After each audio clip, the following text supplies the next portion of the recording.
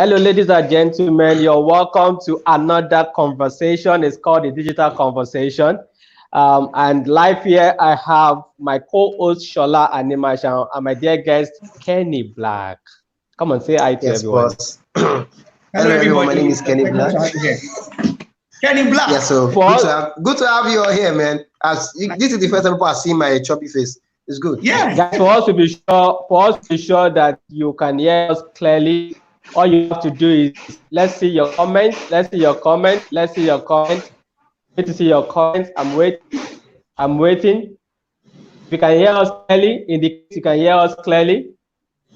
We do apologize for this. We have to be sure that you can hear us. On the comment section, can you quickly just drop your comments so that we can know that you can hear us? Oh yeah. Okay, so I need. So as I see you, that's Fred. That's Fred Precious. Yes, we are live. We are live. I need you to say something. Say hello to Kenny Black. Say hello to Shola Animasha. Come on. Let me be sure that you are there. Let us know you can hear us. If you are a single lady, let us know we can really hear you, especially me. Okay. Clara, it's good to have you. Okay, Fred, you can hear us clearly. Good. Adeboye, good. I'm trying to check. If I see you say something, I'll pick you. Okay. Joshua, you can hear us clearly. So this is time for you to invite more people before we start fully. Kenny Black is here, as you can see. We're about to start this conversation. If you're having internet issues, I think you should check your end. We are perfectly okay here. Okay, somebody is Kenny Black. I need to read this. Thank you, Kenny Black. I admire you a lot. Hello, sir. Hey, I see you, Mr. Fred. Thanks a bunch, man. Thanks. Okay. Kenny, I think you are the precious here, so that you are the only one that people are admiring. It's not fair. Okay, Demola, we can see you. I don't bath now, why? Okay, I can hear you. Kenny, good to see you. Okay. So guys, I need us to be sure that we're live here. Okay, so I'll keep picking you as you say something on the comments. That's Adeboye. Good. Yeah, me Black, I see you. Good. Okay, so I can see Bamidele here. Bamidele, thank you for joining. I can hear you. Good. We're starting any moment from now. I just want to be sure that we're good. I want to be sure that we're good. Okay, this is another person, Shola and Samson. Okay, Adekola, thank you for joining this conversation. Okay, so my name is Olatunde Samson. I want to say a big thank you for joining this conversation. This session is going to be for 1 hour, 60 minutes with Kenny Black. And to move around, it would be nice for me to introduce my co-host. For as many people that don't know him, Shola Animashan is a multi-award winning visual storyteller. He's done this over the space of 20 years. Shola has gotten results for a lot of clients and he's won lots of awards. And we felt it would be nice for us to do this together because we know that everyone is trying to get whatever they're doing out there on the internet, and content is key. Many people are not authentic with what they're doing. Many are copycatting, and then we thought that why can't we get people in this space who are authority, who have been there, who are exceptional in creating content and making people to really follow them, and they are making good money from it. And that's the whole idea about putting this program together. We are looking at the future of content currency in this new normal. The future of content currency in this new normal is going to be like an interaction session. And then before we start fully, it would be nice for us to quickly talk about what digital conversation is all about. What we do here is to tell stories of real people, real places, and the real platforms to empower more lives. The whole idea is for us to promote strictly Nigerians and African brand, and most importantly, for you to be inspired, for you to be celebrated, and for us to see as many Nigerians and Africans to be celebrated, those who are really making remarkable impact in the society. This is brought to you by my dear friend Shola Animashan Kotsi, Shola, SA Production. And I think Shola should say one or two things, and I get this conversation rolling with my dear guest, Kenny Black. Thank you very much, Mr. Samson Olatuni. You said almost everything I could say. I think we should get the conversation started. If you don't mind, I would love to ask Kenny Black the first question. Can I go ahead? Yes, you can, sir. Yeah, so before you ask Kenny Black the first question, I think it should be nice for people to even hear a bit about the profile of Kenny Black, because many people don't even know who this gentleman is. If you don't know who this gentleman is, maybe you're not in Nigeria, maybe you're not in Africa, maybe you're not in the world, maybe you don't have access to YouTube, maybe you don't have access to people that are doing a lot in this space. Now, Kenny Black, real name is Otolowin Kehinde. His stage name is Kenny Black, a Nigerian comedian who is adored as one of the biggest assets in Nigerian comedy industry. With style of comedy, his peculiarity features a mix of dance, comedy, and music. I think Kenny's going to do that for us. We'll put him on spot somehow. We'll let him know when we're going to do that. Now, Kenny Black has continually left his audience dazzled with his creativity and his unique performance. I mean, you can't predict what will happen when you have a Kenny Black on the stage. You will just be in that suspense to see what is this guy going to do again. It's a privilege for us to have on this platform, ladies and gentlemen, make welcome with me on this platform, Kenny Black. Come on, Honorable guys. Speaker is okay. Honorable Speaker is okay. It's okay, Honorable Speaker, it's okay. It's okay. Okay, over to you, Shola. Okay, so Kenny, straight to the conversation without wasting time. Right. I would love to know what your biggest inspiration is or are. I've seen some of your throwback pictures of when you started, when you were dressing like a clown, and I could not believe that was you. So what was your biggest inspiration? What is the reason behind you starting comedy in the first place? Okay, I officially started comedy 2008, but before then, I was this young backup artist for the Yoruba Juju music band, starting from Lagbaja, Jesu, the likes of the Matobishi kind of music. I was doing that at the age of 12 years old. That was what I was doing back in the day. So I realized that every time I talk in my area, people laugh. And it gives me joy to know that I'm responsible for people's smiles. I'm responsible for people's laugh. Okay, let me say this. Let me say that God is using me to be responsible for those laughs and smiles. So what I do is, I don't like seeing anybody sad. So if I see you sad, what I do is I try to take you away from that mood. I try to put you in my mood, because a lot of people have not even really seen me moody. So I try to put you in a mood where you are happy, you are doing this. So I decided to, okay, play around. Then it got to a point, whenever they are doing anything in the house, they're always coming to come and speak. They all say, Kenny, they just say anything. People will laugh, I used to roast everybody in the house, including my dad. I used to roast my dad, used to roast my mom, used to roast everybody in the house. So there was a time I was even saying something, and my mom was like, aha, my papa said, Nibo. So it was, it was really mad. I was really doing a lot of things at home. So in 2008, somebody walked up to me and he said, there is a rally called Miss Ejigbo in Ejigbo, and they're looking for somebody to do an hype man on the road. I was like, no problem. Then I started doing it. I was doing that. And that same year, I performed for the first time in Ejigbo. And that was how I became, the comedian I did not want to become. So I would say what inspires me, what inspires the things that I do, and why I do those things is because I love seeing people happy. I know there's a lot going on in the world, but I feel like, come on, everybody deserves a good laugh. Everybody deserves a good smile. So I feel good in my heart seeing people laugh. So seeing people laugh, seeing people happy is what makes me happy. Fantastic. Is there something I think should go ahead?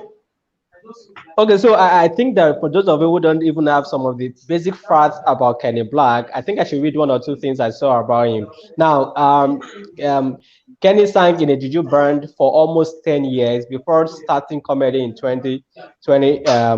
2008, if I'm correct. 2008. And then primary and secondary Yeah. school in Ejigbo, Lagos, proceeded to study presentation at the Federal Radio Corporation of Nigeria.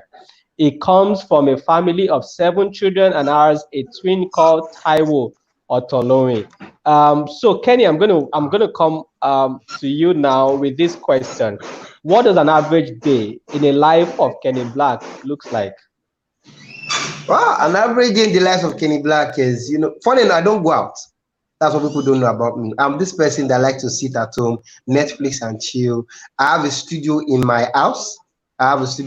So if I'm not in the room watching TV, I'm in the studio trying to write jokes. So in the morning, I wake up, brush my teeth, take my bath. If I'm not going to work, I try as much as possible to do small exercise.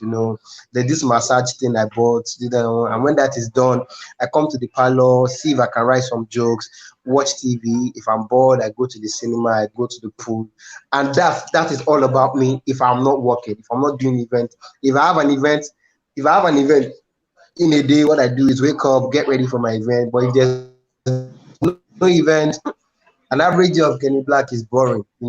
It's just watching TV. And what I watch most is comedy specials on Netflix, trying to Google and see who is doing better than me and see how I can be better in myself. So that's what I do.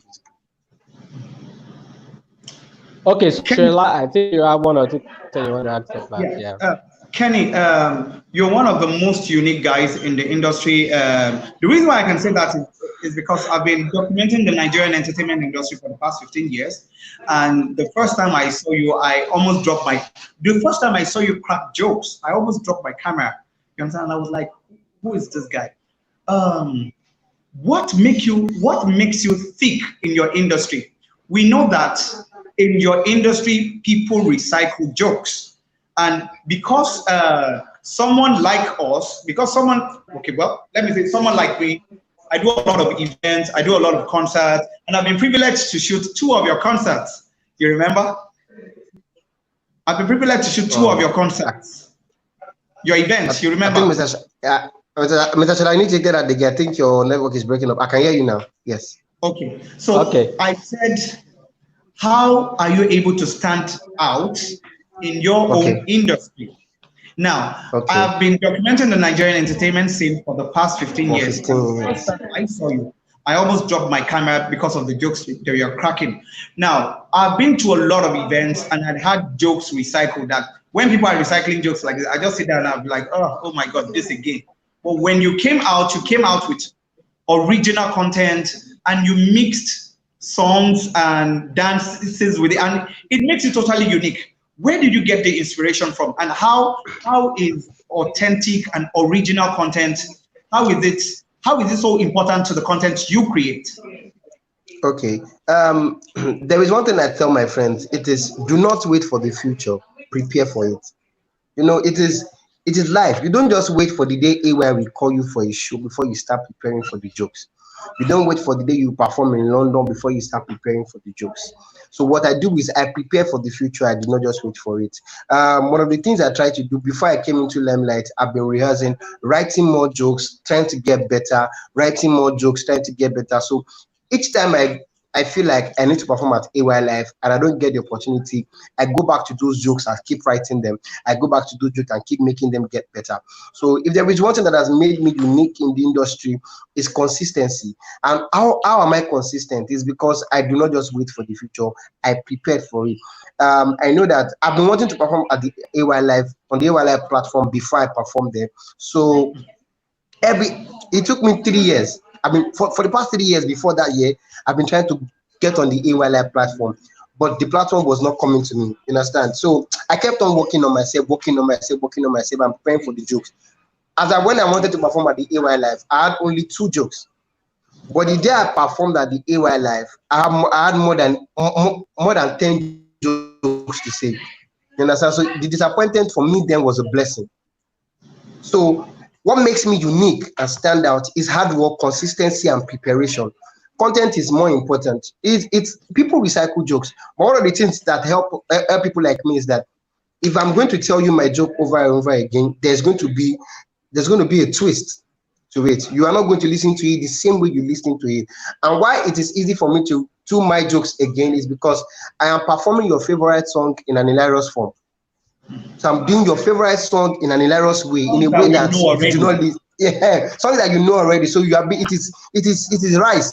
But instead of eating white rice, it is now there are so many things inside the fried rice that makes it standard, that makes it more appealing, not just coconut rice. So it is that thing that makes me unique, that makes me stand out. And to every other person out there who feel like, oh no, because Uncle Shola has not invited me to his event, I have to give up. Uncle Shola did not invite you to the event this year because by the time Uncle Shola will invite you, you will have more than enough to say. What you have now might not be enough to present on the Shola platform.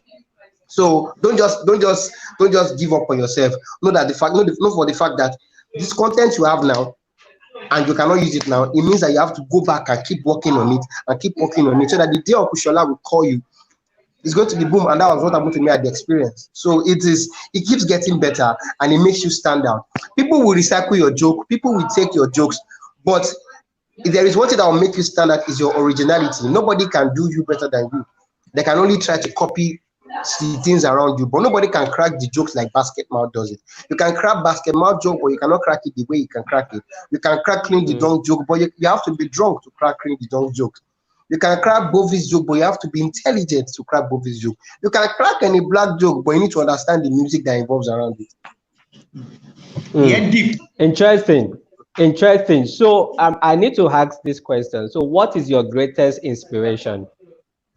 God, oh, I swear, God is my greatest inspiration. And seeing people, one of the things that has inspired me is my environment, my hood. I came out of the hood where if you're not doing Yahoo, if you're not pressing your ear, if you're not doing one or two things, you're not a big boy.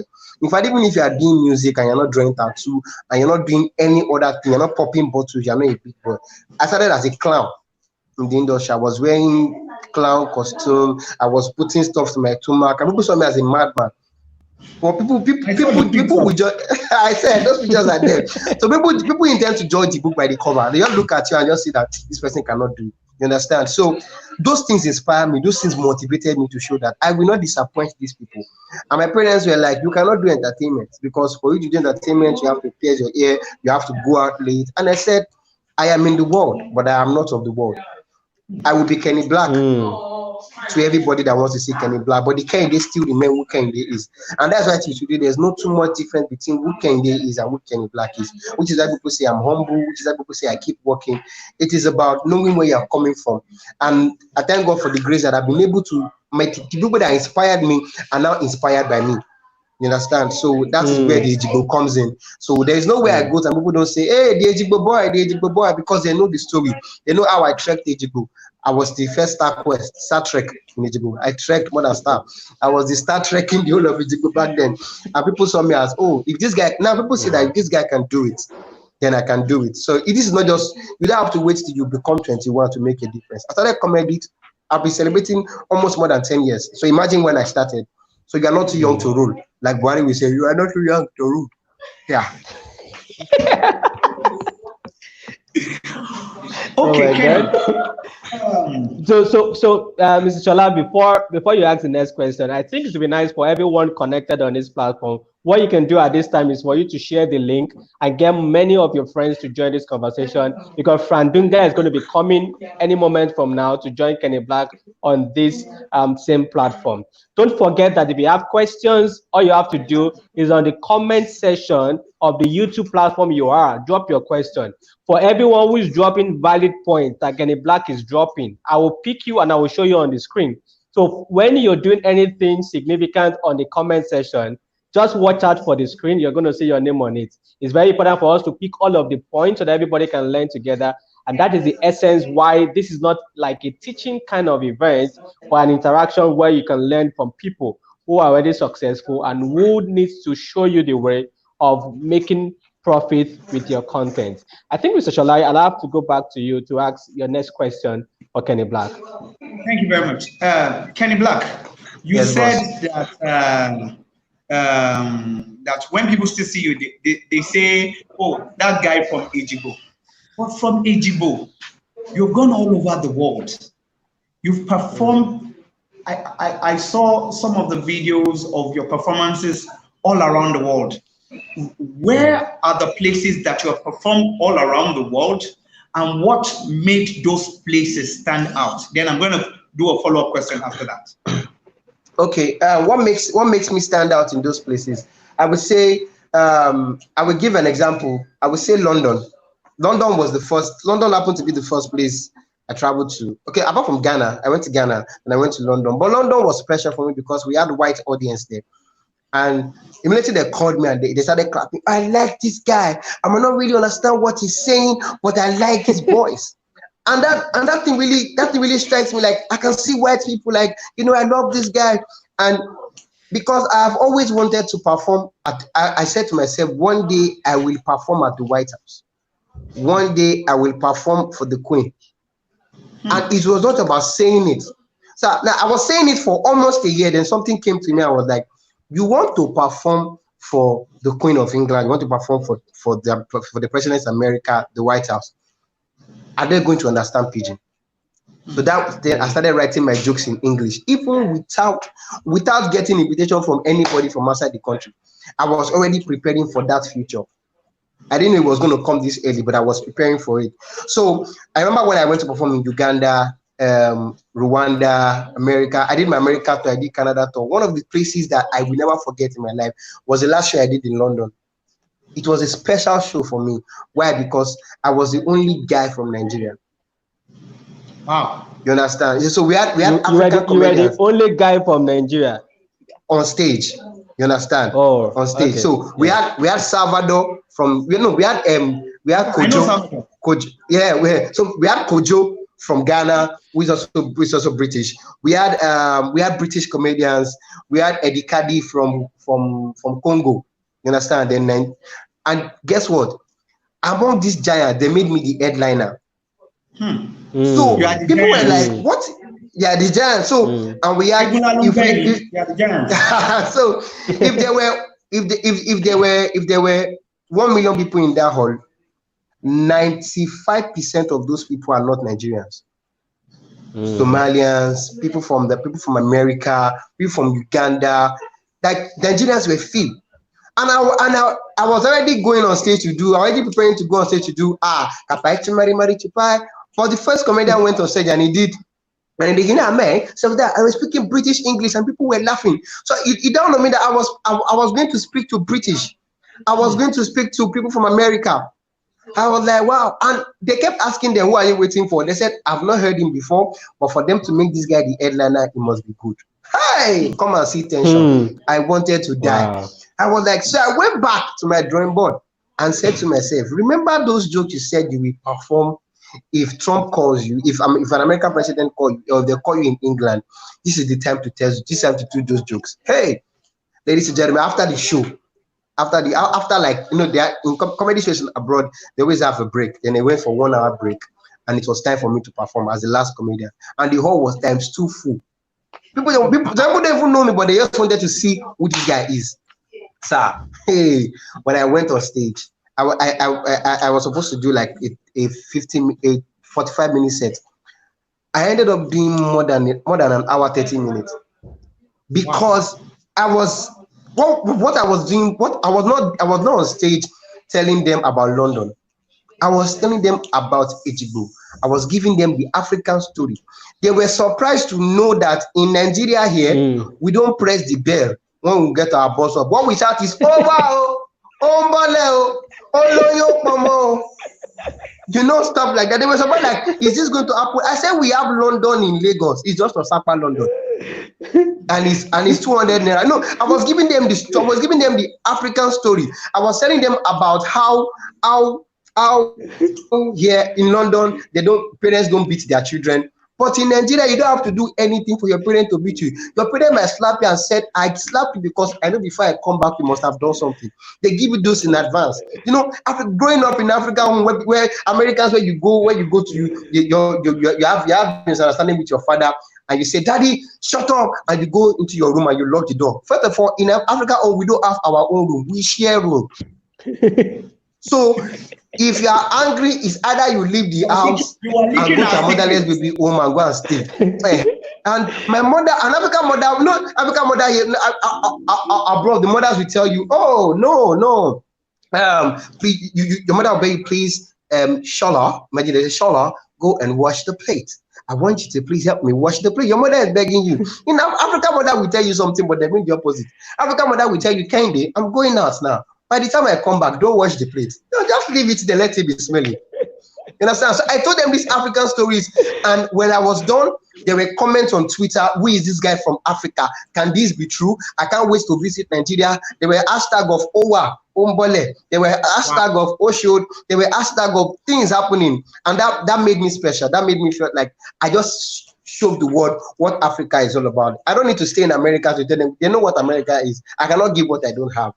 So that show was a special one for me, and I can't wait to do that again. And it opened more doors. I did the same set in Uganda, did the same set in Rwanda, and everybody are beginning to know that there are so many things that can happen in Africa, especially in Nigeria, especially in Egypt.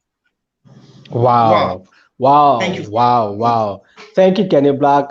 So for everyone who is on this conversation, don't forget that the hashtag you can use on social media platform is hashtag the digital conversation. Tag at Kenny Black, Andu, tag at Shola Animation, Andu at CEO, digital CEO.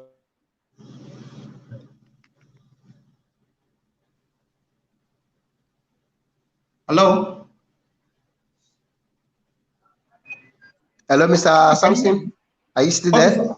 So I think something is off for a while. I hear you, Mr. Shola. Okay, so let's pick it up from there. So the conversation is about digital conversation. Now, you can do throwbacks of what you had documented. And when everybody looks at that picture, people will be like, oh my God. Now, when we were doing test run yesterday, I saw you and I'm like, oh my God, Kenny Black, you are so cheeky right now compared to how your picture used to look. What is the importance of documentation as a creative? What is the importance of documentation as a creative? Please, can you tell us? Okay, first of all, no idea is wasted as a creative.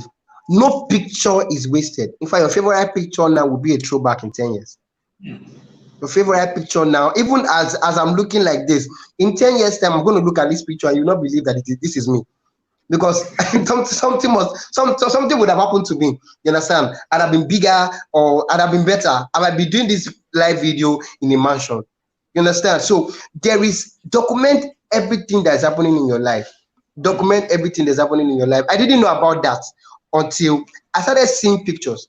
God bless the photographers who took me pictures when I was coming up. Those pictures are the pictures that I'm uploading right now. People are seeing. Imagine if I did not have those pictures.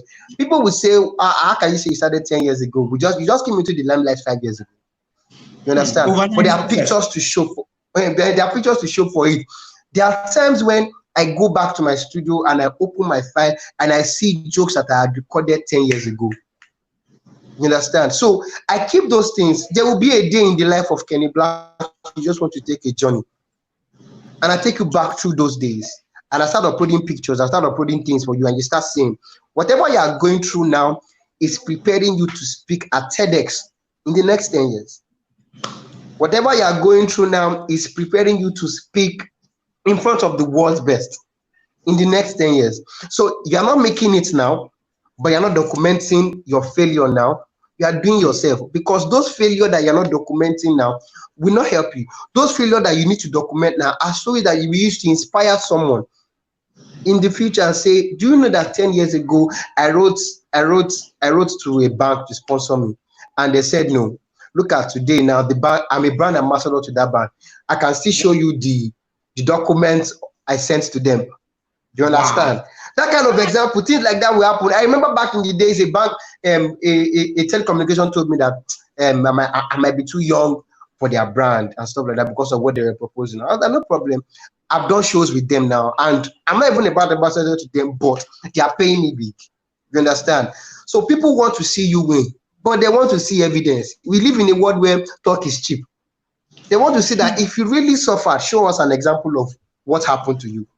Yeah, so documenting your content, documenting the music that you've done before, no matter as a musician, as a dancer, keep recording.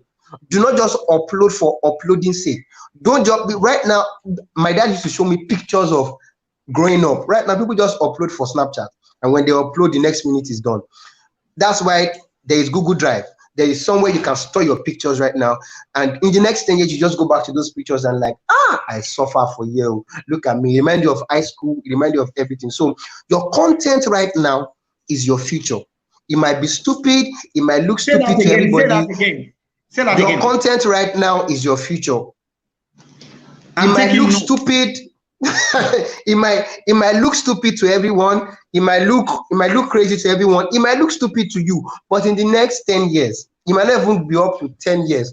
That stupid content will make sense. It might not even make sense to everybody, but it will be a guide. It will be a ladder to where you're going to, and you will realize that you cannot talk about your success story without talking about this content that did not make sense. Fantastic. Thank you very much, Kenny Black. God bless you. Now, let me pick another question.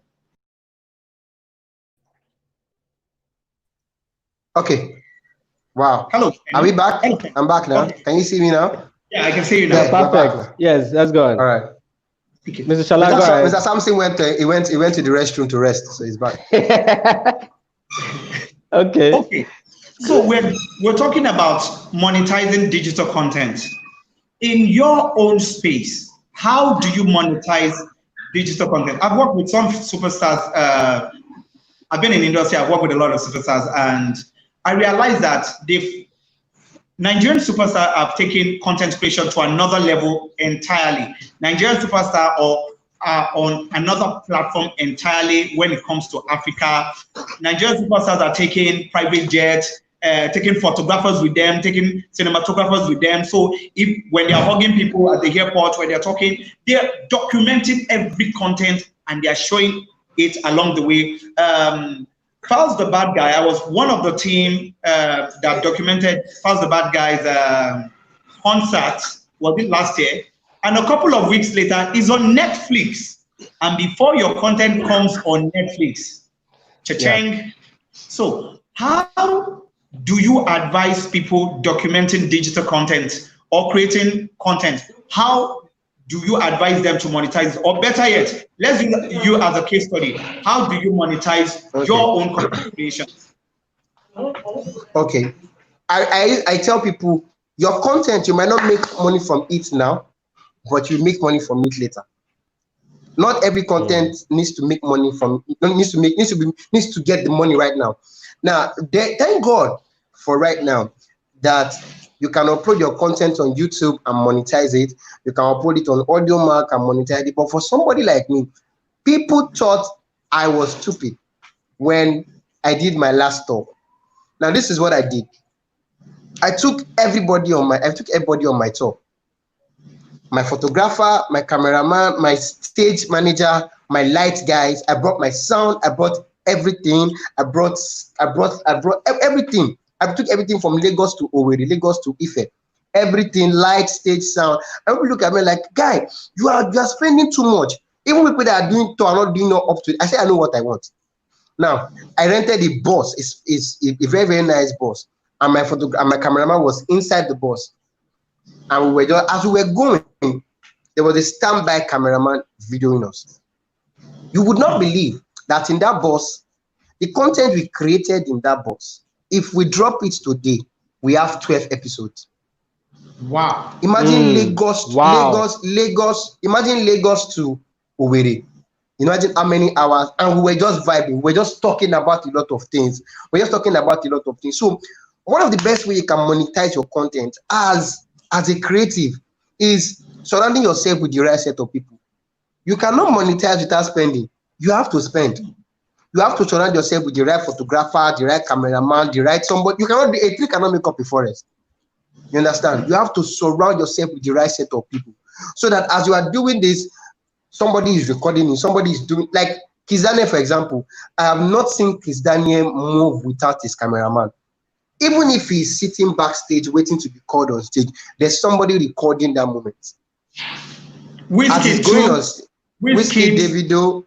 Davido. Yeah. Yes. Whiskey, Davido. There's somebody. Then I swear, there's somebody recording that content. Now that content might not be useful now, but Netflix might come tomorrow and say he's Daniel before the stage. Or somebody can come tomorrow and say what happens backstage. Or somebody can come tomorrow and say Kenny Black on his way to the shows. And this is not the show all itself. about you on your way to different shows. Imagine the day as you are angry about not eating early, that shows the character, that shows your real person. They know that what they see on the stage is a script. But what happens to who they do not see on the stage? Who is backstage? What happens to before backstage? Now, what we're talking about now is for somebody that is made. But for an upcoming person who needs to monetize content, is the fact that keep recording all the skits you are doing now. For example, there's a guy on Instagram called Nasty Black. Give that guy 3 years time. If he puts his skits together, and start talking about, start showing what it takes to create these skits, and start recording content on, even the times they were writing the script, even the times they were backstage. Uncle Shala, you know, you had my show, The Oxymoron of Kenny Black, and you saw how we're always recording before we set up, during the setup, going for a media conference, doing stuff like that. Every part of it. So whatever you are doing now as a creative is a content. Because when you blow, there will be throwback pictures of you eating in a Amala spot. And that point is no longer the shame you thought. It is now a content. So you are going to be a star someday. And when you become a star, all the things that you recorded will now be content to everybody. It will not be like, it will not look like a normal thing. It will not be. So keep recording, no matter how stupid it is. Wake up one morning, do a video. One day you just imagine this video in the next 10 years. I'll just come back to it and say, man, look at my cheek there. Look at the shirt I was wearing that time. Now I'm wearing a brother and stuff like that. I think that's what's going to happen. So document yourself. Thank you, Kenny Black. I wanted Shola to get in from Dunga in here, and then it will make this conversation a lot more seamless. But before I get Shola back on the screen, I think it would be nice for you to tell us, how do you know the jokes that your audience are going to like? How do you know the jokes that your audience will like? One of the things I've been able to do is know what works for me. I know that if I go on stage and I start singing, I get their attention. So I make sure that I do not move away from that spot. My first audience ever in my life was my standing mirror. So I will crack a joke to my standing mirror. If the person in the mirror is laughing, oh brother God, I know that joke will make them laugh. You understand? If the person in the mirror, which is me, if I can make myself laugh, I know that that person, there's no bond way. On that stage, you will kill it. You understand? But sometimes things, you might think this will work, and the next minute is not working. So what I always do is I always have a backup plan. I go back to what has worked for me before, and I share it. You understand? There is no comedian who is 100% sure of a joke. Like, guy want to be this one, they go kill them. It is either 98% or 99%, because he is not sure of what kind of audience he's speaking to. He knows that this audience are intelligent, but are they going to get this intelligent joke? He knows that they will get it, but how fast can they get it? So when he drops the joke, he looks at the audience for a while and say, oh, they got it. Oh, they didn't get it. So you don't really know 100% if the audience will like the joke or not. But all you have to do is keep working, keep doing what you're doing, and just prepare for the best. Prepare for anything that can happen. It's not like performing on stage at the same time you're on the bench, waiting to call yourself up. Yeah, you come and substitute. And that's how it works. Interesting. I know that you've got mentors in your life. I know you believe in mentorship. So who are some of the mentors or comedians who has really influenced you? If I start mentioning names, I will offend a lot of people. But when I started, I wanted to be like Julius Agu. You know, Julius Agu had a band. He's one of the first set of music comedians in Nigeria.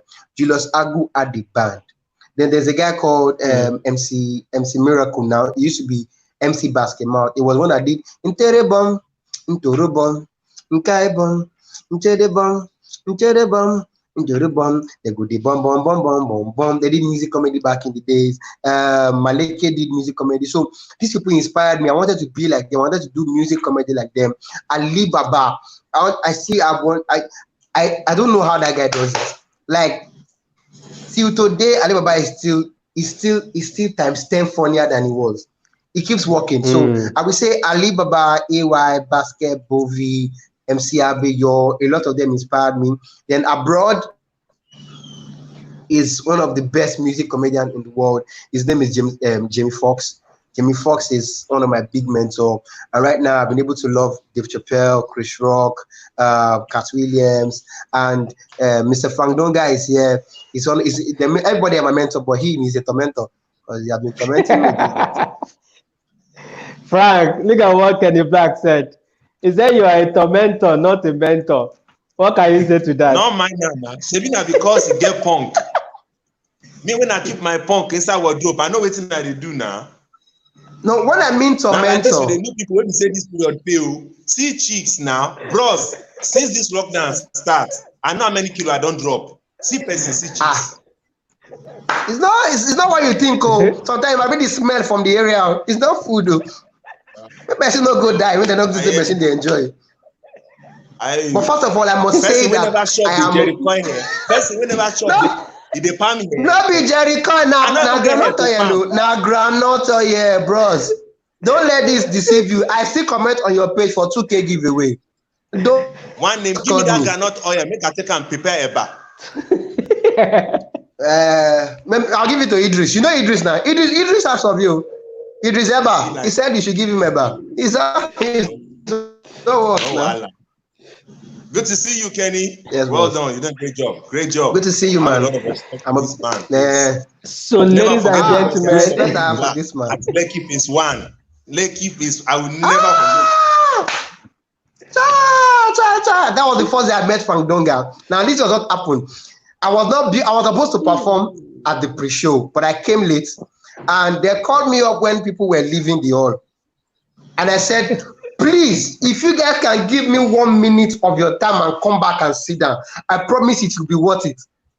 And the first person that turned to sit down was Frank Dunga. And he watched me, and he felt like I was performing to Frank Dunga alone. He was laughing. I was like, yes, now Frank Dunga knows me. And that was how we came in contact. Send me your account number. Let me see how you can help me. Because there's no money.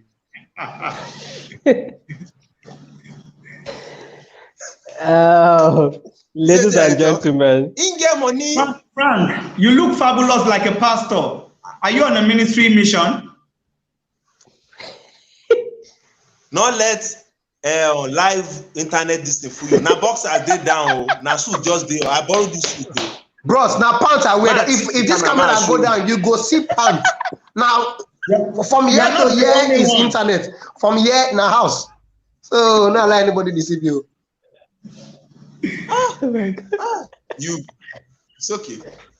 It's okay. Sam. I just say man, I represent to man. I don't know who they watch. If they watch us for all this. For abroad now. Me they look at us say, yeah, now I gas fine. Anyway, my future wife they watch. The conference is digital. Anywhere I put digital my money. No be cryptocurrency at the top. I don't talk of but just to say anywhere I put digital my talent, my money. Even my pastor now did a conference on Zoom. Everybody they say market bros. My pastor did digital conference on Zoom. It was like I am the pastor of social church. But before we start, I sell drinks now. For your soft drink, please pick it as zone 4. Before we anybody, all us two now. Hostel is hostel. You know, say they don't commerce you from Washington team already. Now why are you after Corona? You go explain yourself. You will explain. You go be Kevin Nash. Let me explain. So great to see you. Wonderful, inspirational points Kevin has dropped. I mean, I was listening, I was shaking my head. there are some truths he said there. I don't know what else to say. You know, say like we don't do stand-up performance. Maybe say the comedian before you don't already tear everybody. You don't tear them. Wait till you want to talk again. Yes, sir. Inside the thing now. No. Funny enough, funny enough, that can't be. I don't let anybody get to me. The comedian feed don't tell. But I believe in the fact, say, man, okay, if Kenny Black, I know they like anybody as competition. If I Kenny Black, I go do my thing. Okay, Frank Dunga, bros, if you do skits, and you drop skits today, I delete all my posts. Cause what you want funny reach this one. Not just. But if you watch me, I go rinse you. I know you. If you rinse me, I go bath you. Bros, I go sprinkle you. Hey, if you sprinkle me today, I go dry you. I go dry you. Time out. He's not about to. You lucky say that my internet neighbor, my neighbor internet at the top. You lucky, Mr. Animal shall move right there. You go shock you now because the fair will ban at 1-2 and it goes to finish by 10 minutes. So you can look today now we're off. I just borrowed Jen now. I'm waiting one I want to ask me again. To top waiting the whole professor. Wait till they want to ask me again, make I answer my own because she not catch me now. Yeah, you are now you guys have taken over as the host. We are now the spectator. Thank God, man. The host. Man said I just made the answer my own. I just send my invoice now. My voice is inside. That's my invoice. Now my jersey are the also for your jersey. Now I don't know this word now turn by turn. I beg. Bro, Frandoda, did you receive any DM on your Instagram of a guy saying that you should help him with 5K that he has not eaten since morning? That's me. The one I received. Why don't you reply? You should reply your DM. My account for that 5K. I don't know whether that one I received. Time out. Okay, sorry. Okay. Sorry. But Frandoda, more we enter conference mood. More will be hello, good evening. Sorry for that breaking transmission. Great to be here, people. My friends call me Frank. We're happy to be on this digital show with my brothers Anna Machau and Kenny Black. Yeah. So a lot to talk about. Yeah. So shall we proceed? And let's go, because I'm a big fan of Mr. Frank Dunga and we're happy to be here. So forgive our indulgence, our creativity, and we just want to be happy. We want to make sure that Igbo accent go come out from your mouth. You don't go respect before Igbo accent go come out. Now there they go. We're trying to crave your indulgence to please enjoy, invite more people to join in and listen to us. Thank you very much. Frank Dunga, Ejigbo. Thank you very much, guys. God bless you. So Frank, just before you came in, maybe that is where we will start with you. Just before you came in, I was asking my good friend Kenny Black the essence of documentation. This was not where you started. How long did you start ago? You understand? How was your documentary? Were you documenting how you started? I called you last week, and while we were having conversation, I got to know that you had first degree, then you had second degree, studying agriculture. And when you were talking about agriculture on your Instagram live, you spoke for 4 hours and people were still begging you because you were so deep when you were discussing that. What is the importance of documentation as a content creator? A lot of people, every time I see you guys, I just start laughing. But then the fact is that you guys are making people feel happy in despondent times. And apart from that, you are making money from the digital content that you're creating. You understand? It's just like when you are thirsty, you understand? There's a likability that you go for Coke because you have seen so much adverts of Coca-Cola. You understand? But every time we see you, we just start laughing, we start feeling better. But at the end of the day, you guys are able to convert this digital content into digital currency. How are you able to do yours with the documentation that you do and you share with the world? Can we hear from you, Mr. Frank? I'll say that's in two parts. The first part is the documentation or documenting you make for yourself, for archival purposes, for historical purposes, for biographic purposes. Maybe you want to tell your story in the future. Two is the one you document that can easily be converted to money. The first part, you really might not have the intention. It's just for records, you understand? It can start from a simple thing as writing a joke idea that comes to your mind. There are so many comedy sketch ideas. I have a whole diary. My phone is full. When ideas come to my head, I'm in a bus from Orile. I'm in a bus from Ejigbo. I'm in a bus from anywhere, CMS. and I see two people talking, and the way they talk, something funny appealed to me, or I found humor. I type it on my phone, send it to my email. As simple as documentation can be. When you are a content creator, you can't go wrong documenting. You have seen some of the most, it's funny, as a filmmaker myself, I'm a cinematographer and a post-production expert. That's what I did before I started full-time acting and comedy. And I still do cinematography, post-production, editing, animation, directing, and writing. But the beautiful thing about the whole documenting thing is that what I consume more, I don't watch as much movies or as many movies as I watch the making of movies. You understand? Real filmmakers, after they've sold to the public, we won't consume. Those people say they just come, they won't chop. The bottom part, now the making. That's why tutorials. Now in the imagine university now the tutorial will go learn for university. You understand? Cinema now there with the consume the end product. You get?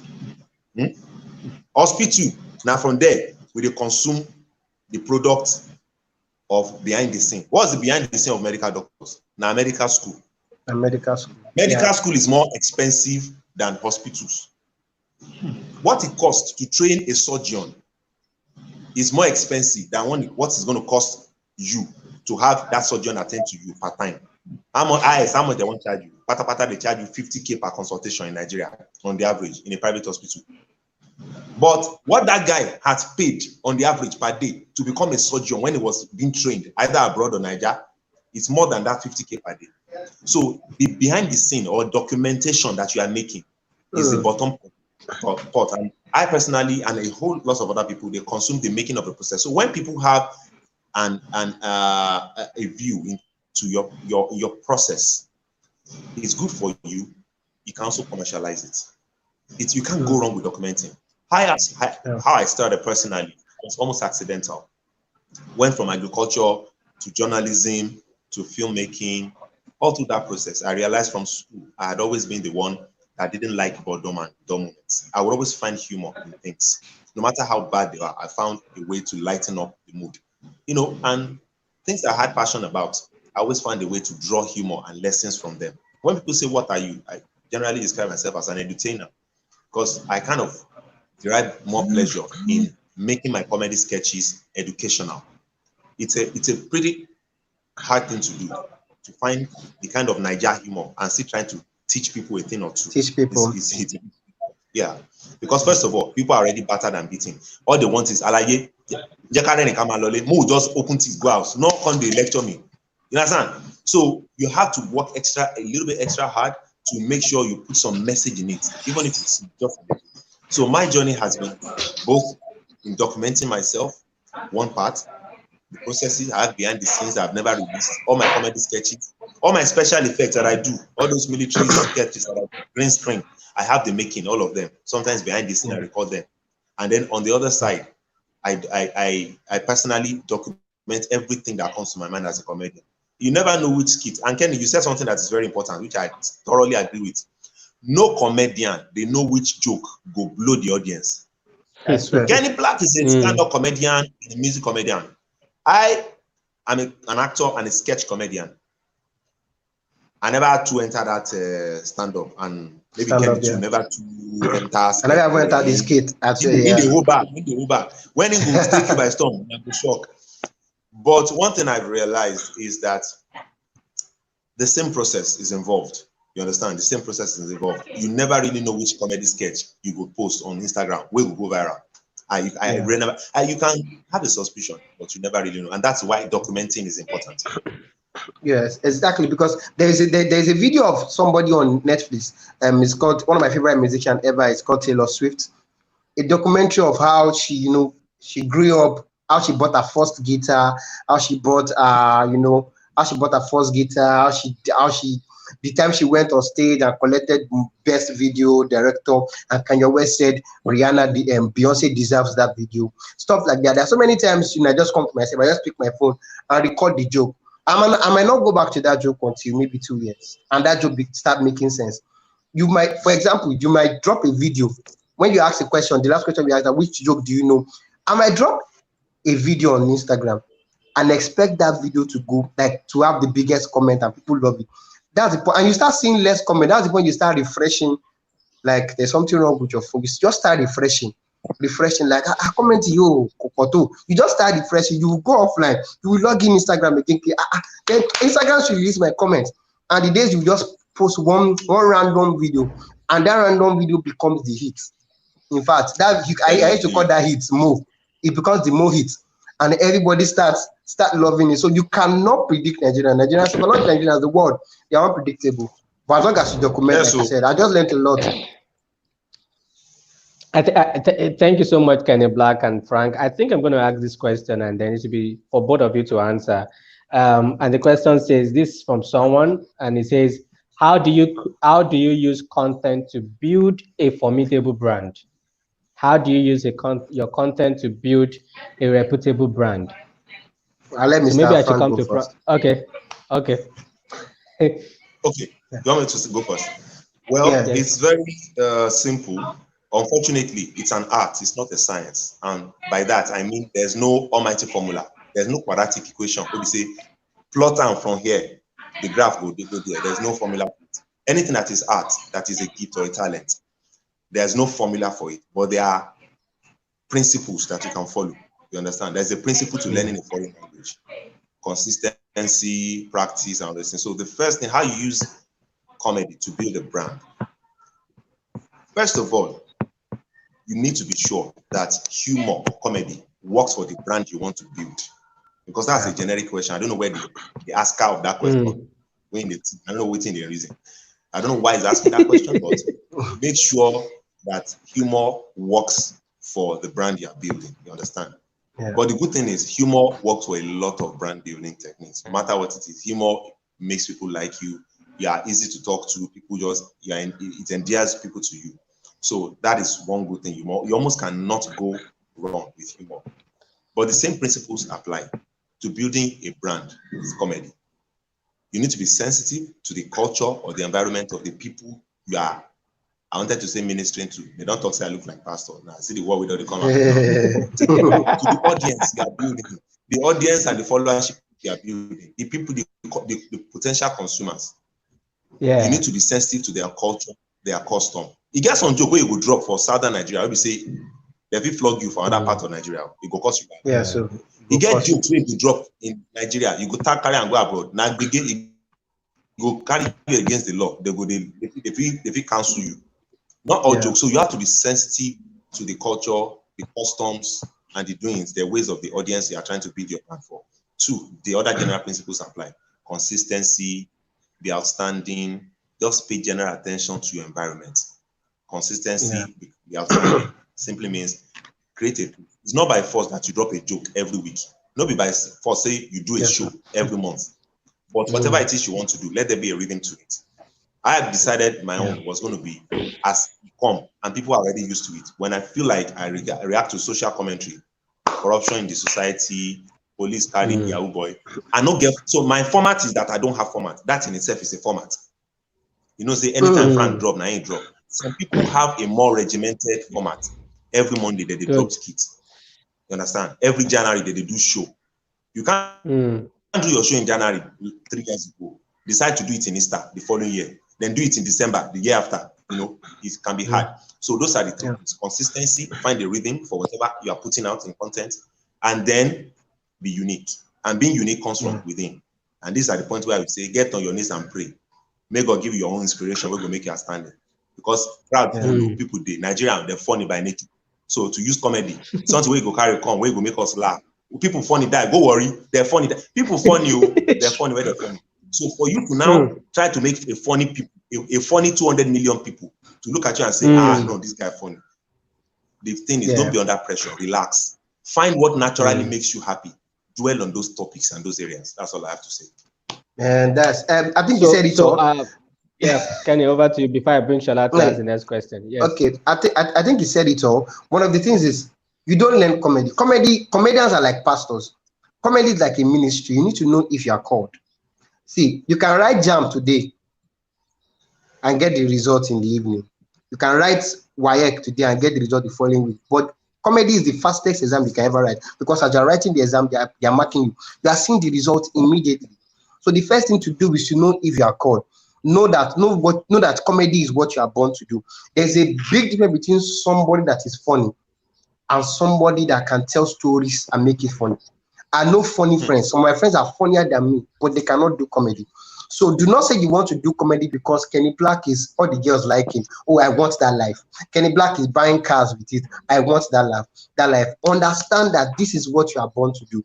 When you understand that this is what you are born to do, things will start falling in place. Then you start picking a name. Because right now brands are looking at, what hear your name? What is your name? You just pick a name, MC Beria, MC this one, MC that one, MC that one, and they don't take you serious. You understand? You know, so you need to understand, okay, who am I trying to preach to? Me, I know myself. I know that the people that I appeal to are family people. I'm a family brand. I've seen family listen to my comedy. I've seen family watch my jokes. So understand who you are selling to. Know the market you have. Understand your consumer. You cannot please everybody. Build a community and feed them with content. Nobody says, like Mr. Frank says, nobody, don't be under pressure to say that because Basketmat is doing a show every year, I must do a show every year. Gradually, you're not losing the brand. Now, this is another part where people lose it. Oh, because Apororo is shouting now, I need to start adding shouting to my joke. I need to start shouting like Aporo. Because Kenny Black is singing now, I need to start singing, and I lose what people love about me. That brand gradually begins to die. So what I do is I am Kenny Black. I can do whatever is trending, but it is Kenny Black using what is trending to do Kenny Black. Because nobody can do Kenny Black better than Kenny Black. So understand that it is what you are born to do. Understand the people you are selling the market to. You cannot pick a topic you have an idea of. No, it is not having an idea of. It is understanding the topic. People like Dave Chappelle will explain to you better. Understanding the topic, being the topic. There's a big difference between telling a story of how a boy met a girl and a big difference between when I'm telling a story of how I met a girl. So comedy is not something that I can teach. Comedy is something that needs to come from within. The best joke ever is joke that people can relate with. Like you need to be in that joke. You need to be able to relate to that joke for people to be able to relate to that joke. So that's what comedy is. Okay, it's not a masterclass, but at the same time, you just need to understand the areas of comedy and what works for comedians. It is not about, I think I can do it. You have to be sure that it's what I'm born to do. So the next face you're going to see is Shola's face, but I need to put this question on the screen, and then Shola will continue from this conversation. This question says, sir, how can one safeguard his or her content from other people who have access to big platforms using them from using them, sir? Okay, so over to you, sir. Hey, I think this happens. So this has happened to every up-and-coming comedian, almost every up-and-coming comedian in Nigeria, where you crack a joke in front of a big comedian, and that big comedian takes that joke to perform on a big platform, and because that big platform, everybody is seeing it, automatically that big comedian is the owner of the joke. True, you understand? Things like that can be, you cannot, it's hard because I've seen, there were times where I was performing at Muson, and a big comedian was cracking my jokes in the hotel. You understand? A big comedian was cracking my jokes in the hotel. I was like, so it is taken from, it is, for example, this is the best sarcasm you can use. Oh, come, you're a young comedian, I like your joke. This joke, I will make your joke go far. Just watch and see. Maybe you're using the joke here, don't worry. I will help you use this somewhere that is bigger. Then we hear your joke from me. That is the sarcasm that is around it. So what you can do is, because in Nigeria we are still fighting the issue of copyright. We're still fighting the issue of somebody cracked my jokes. This person cracked my joke. In America, the day I begin to sound like Dunga, Dunga lawyer needs to message me immediately and I start paying royalties to him. So we are getting to the point where we start doing copyright of jokes, where, like Uncle Shola said, there are times when he will be in a quote and he'll be hearing jokes he heard from a young comedian, and like, why are you doing this to this guy? Why are you doing this to the guy? I think Uncle Frandoga will explain better, but it is happening. It happens. It happens. In fact, in this industry, it is still happening. No vex. How can we attend to baby landlord? No vex. See, It's I think it's more rampant with stand-up comedy, because sketch comedy, you've already performed it, and it's already in a format, you understand, where it's and with the legal perspective to intellectual property rights is that you must have it on a format or in a medium. So you've already it's already on a medium, a video platform, a video format. Baby landlord, calm down. You go parents, don't worry. That's why it's your parents. So go on. So you shall want to take me exercise 1 or 2 lines, eh? I see you guys. So now, but it doesn't stop. It doesn't stop creatives. It doesn't insulate creatives from what that person has asked. The question is, how do you stop a bigger comedian? Yes. The question is, I want to stop. There are 2 ways to look at this issue. Even people when not be necessarily bigger comedian, they go carry your joke. It depends on the carry your joke. Person will joke now, turn am to French, go crack am for Cameroon. The guy go turn am to skit. You understand? Person see my skit now, he dub am, he do the same thing, perform the same thing, copy my facial expression, put in Portuguese, he go the rock them for Portugal. You know what they say, but you know, it's hard. See, copyright is a big issue, plagiarism, whatever you want. Even in the literary environment, authors, it's a problem. Even with researchers, somebody go reference you, say he got inspiration idea from you. It's a general problem. But I think what you should do is, man, it's hard though, because even Kenny Black not give you solution. He just talking. Now why? I just talk out. Who you want fight?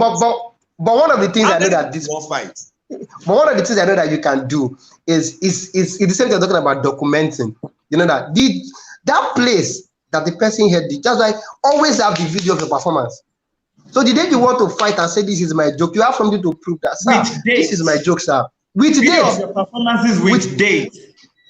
Me, what I do is any event I'm going to, I still have the flyer of the event.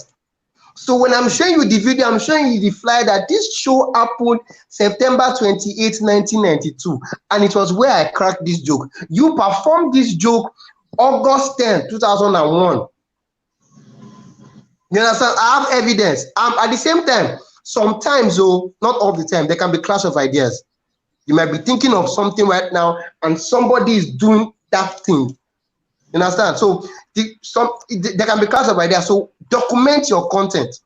So when you are fighting that big comedian, which is very, very risky, not Davido, but it's risky. When you are fighting that big comedian, you have evidence to back up. Like, this is the video of me performing this joke. You understand? So I think that's the only way I know. But fighting somebody, no, it's not colleague. In summary, what I would just the icing that I would just put on the cake that Kenny has dropped is be friendly with everybody. It's a small industry, especially in Nigeria. You don't want to make enemies unnecessarily. And the other thing is, when pop out at the early part of your career with litigation against a person or a brand. Mr. Frank, okay, he's back. They tend to run away from you because they think this one will get wahala. This one will get wahala. Yeah.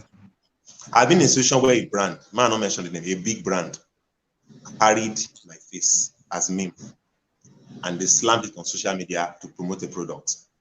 Yeah, almost indirectly. And I had a friend who was inside on the brand. I said, Baba, now this thing be this now. Now this your line be this now. Be your very popular line.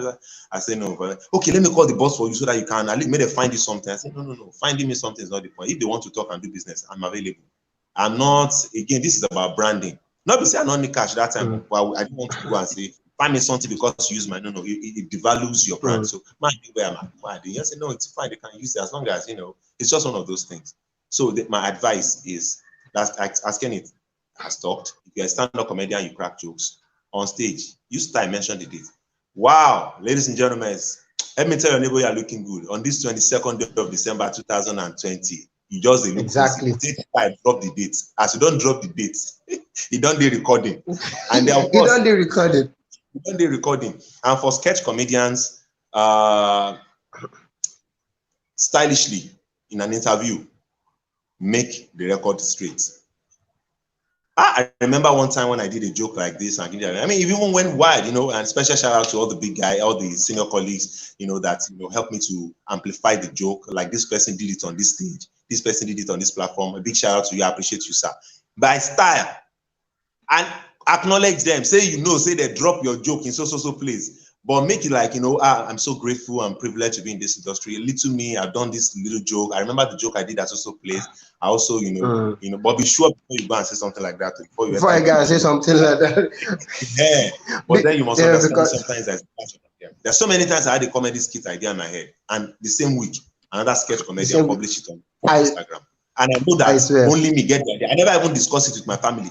So nobody say, but if you say I have friends and my mouth is always cho, I'll get suspicious and I'll have trust issues because I'll think somebody's leaking my jokes to somebody. Somebody's leaking. Sometimes there's a genuine clash of ideas, and you have to recognize that. Yeah. Just believe that he who gave you inspiration, there's more to come from there, and then calm down. Yeah. Now two things, because one is the more they are, people started cracking my jokes at some point, and I didn't even call anybody, but they didn't know they were giving me room to get better. They were giving me room to write more jokes. And this is the reason, this thing we just explained, is the reason why you see a comedian keep telling the same joke in Alibaba Dinner Force, AY Live, MC Abe Show, Dunga Show, because we live in a country where you have to constantly crack your joke for you to own it. You understand? So when they say, why is this guy recycling jokes? He is trying to own it. I am the owner. So when you hear it somewhere else, but this guy don't talk this joke many times now, he's the one. So like Mr. Frank Dunga said, ladies and gentlemen, good evening, you're welcome to the digital conference. You guys put your hands together for yourself. It feels good to be here today, September 30th, 1992. Wow, I'm so honored to be here, man. Now, let me start. You don't even need to say somebody else. No, today, September 30th, 1992. Get that video. Keep it. So the day somebody else performed that joke, you have dates. You have dates.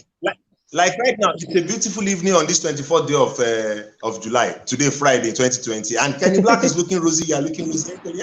I swear. The date has been instead. Yeah. This question, wireless. Please, can you bring that question back on the screen? The person is talking to Kenny and I. But yes. Yeah. So I wanted you to finish that. Please. Yes. As an upcoming comedian. Is it right to start with comedy skits since the stand-up comedy is not coming forth, or probably you are not too prepared for the stand-up comedy? Let me let's break the table. Yeah, go on, boss. Yeah. Okay. You need the question again. No, I know. Yeah. I think Mr. Fonega wants to answer. I know. If you are not coming. Okay, should I answer? You just go. You go. Let me go. Since Go. Yeah. The person wants to know if you're not coming. If you're an up and coming comedian, your heart is in stand-up comedy. But since I don't know what it means by that. Since stand-up comedy is not coming forth. Yeah. Is it because of the lockdown we can't do shows, or you're not getting invitations like you thought yet? So this is the thing. Stand-up comedy, and I'm sure Kenny will testify to this. Kenny has done. I watched Kenny's skits before now. This set of skills and commitment it takes to do comedy sketches is different from the one it takes to be on stage, is cracking jokes. Your chest got this strong. If you drop one joke, we say people will just look you. Kenny, never happened to you before. Where happened to me? Where? Now, different mindset. And see, when I do sketch, I'm doing sketch in front of my green screen in my studio or on set or on stage. I'm performing it. Once I don't perform, I record them. We edit it. I have a lot of opportunity to cut out what I think is too long, what is not funny enough, add some sound effect to back up a lot. I have leverage on all that. Kenny, on the other hand, he has just about 20 seconds to a minute to deliver that joke and make it funny, even if he has practiced several times before. So it's a different set of skill and audience. Some audience are watching you through their phone. The other ones, they are watching you after paying 2, 5, or 10K, or sometimes 1 million. They are looking at you. Sometimes with vexation. Hey, Mr. Frank. You better crack me up. I don't different sets of skill. Even you, Ken, you decide you turn to black now, you can't just come back. Everybody they share in this period. Everybody they okay. So it's a different set of what I'm going to advise is if you have your mind in stand-up comedy, I think you should develop being spontaneous. There's some, and Kenny will talk more about this. Spontaneity is very important in being a stand-up comedian. You have to be able to read your audience real time as we talk now on stage, on live now. No room for I make mistake, I won't correct myself. Once he leak. I don't trend for wrong something when I talk. You have to be spontaneous. You have to be able to, you have to be diverse. You have to know a lot of things. You have to have people skills. And your bodyguards take stand-up comedian. You have to be able to read your audience real time as we talk now on stage. So, but sketch comedy, you have the opportunity to perform, act. So, Kenny, over to you. So, I think, comedy is like a music industry. Now, you know, comedy is the thing. Music is the thing. Let's say music, for example. Under music, there's R&B, there's Afrobeat. Do you understand? Which is there's stand-up comedy, there's comedy skits. Now, go back to your drawing board. Go back to the topics and the things you have written. And ask yourself, which one is more easy for me? Saying the jokes or acting it? Which one do I feel comfortable doing? You understand? You cannot have two masters at the same time. You have to be good at one. Another one can come like backup. So you need to understand which one you are comfortable doing. Which one comes easy? Is it cracking the jokes in 1 minute or acting the jokes in 1 minute? You understand? So don't just say, if you're talking about lockdown now, don't let the society change you to be something else when you are this. Like me now, I'm not doing skits. That doesn't mean that I cannot do stand-up comedy visually. You understand? So you need to understand if it's music, if it's comedy you want to do, or if it's skits you want to do, you need to go back to your drawing board, go back to those jokes and say, okay, to the things you've written, which one is more appealing? Which one works for me more? Can I say these jokes that I've written, or can I act them? So go back to those topics and see. Okay, may I quickly ask, Frank, you first, what lessons has failure taught you? What is the biggest lesson that failure has taught you? Or what role has failure played in your success? To be honest with you, let me start with the most recent one. I don't think I've experienced anything like failure in my career in entertainment, to be honest with you. Oh, wow. My father used to say something. Yeah, I mean it. And I say it with all sense of humility. I've never experienced failure. Failure now is based on your personal definition of it. Thomas Edison, the great scientist we've heard, he said he experimented 1,000 times before he was able to make the light bulb or the electricity. And when they asked him, he said, no, I didn't fail that many times. I only discovered 991 ways of how not to do it. So it now depends on perception, what you think is failure. Me, I think failure is an opportunity for you to learn how not to do something or how it will not work. That in itself, in science, I'm a geneticist by training, schooling. There's something in science. When you do research, it's either your hypothesis, meaning your initial idea when you begin that research is you are right, or you discover that you are not right. The two of them are both answers in science. I want to experiment. Chloroquine, they cure corona, then you go into experiments. It's either you confirm that chloroquine can cure coronavirus, or you confirm that chloroquine cannot cure coronavirus. You understand? Those are two answers. Either of the two answers are. So for me personally, I don't think I've experienced failure, because failure doesn't even exist in my dictionary. It's just another way how things will not work. I've learned it. Once I've learned it, I'm sure that I will not do it the next time. And when somebody is doing it the way I've done it, I can become a mentor in that respect and say, Alaye, I've tried this that way. It didn't work. And you are doing exactly the same technique I did. So you might want to change it, because these are the factors that I found out that didn't make it work. So that's it. But one thing I've learned overall as an individual, failure in the past to me, maybe in school, in life or life experiences, I've learned that the only time failure has power over you is when you hand over the power to it. Which brings us back again.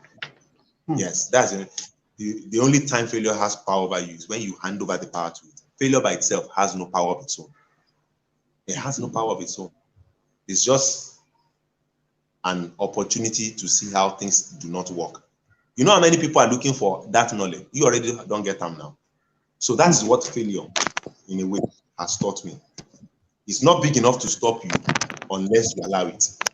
And it has no power of its own unless you give it. That's what I've learned. Kenny.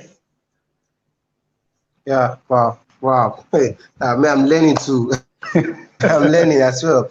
You know, one thing about faith, everything I have failed at made me better than the thing, made me better for the things coming.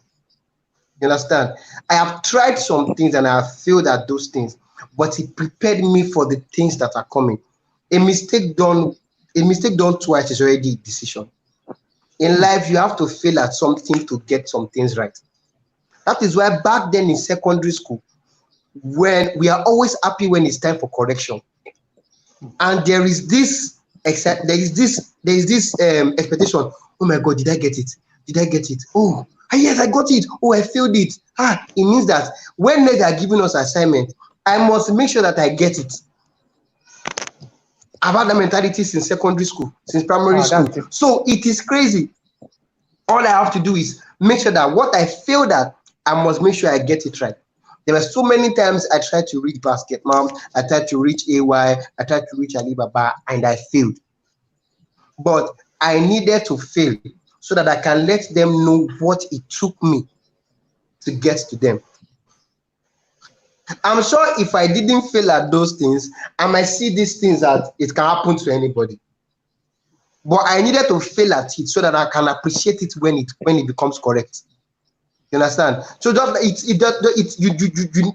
you might want to buy a house now, and you are trying to save money for it, but the money is not coming. You are trying to save money. You are failing woefully at being a better person. Then the day you become a better person, you become a president, a governor. You see, those failures are the things that will inspire somebody to not give up.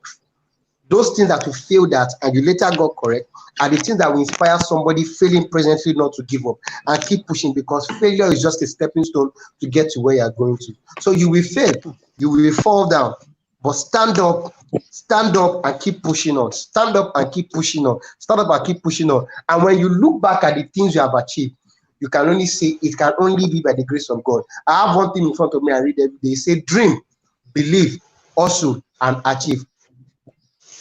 Hustle is the failure. You will fail at it, but you will get it right in the future. Hallelujah. Shalom. Amen. Amen. Wow. Thank you very much, guys. And I'm a singing saga.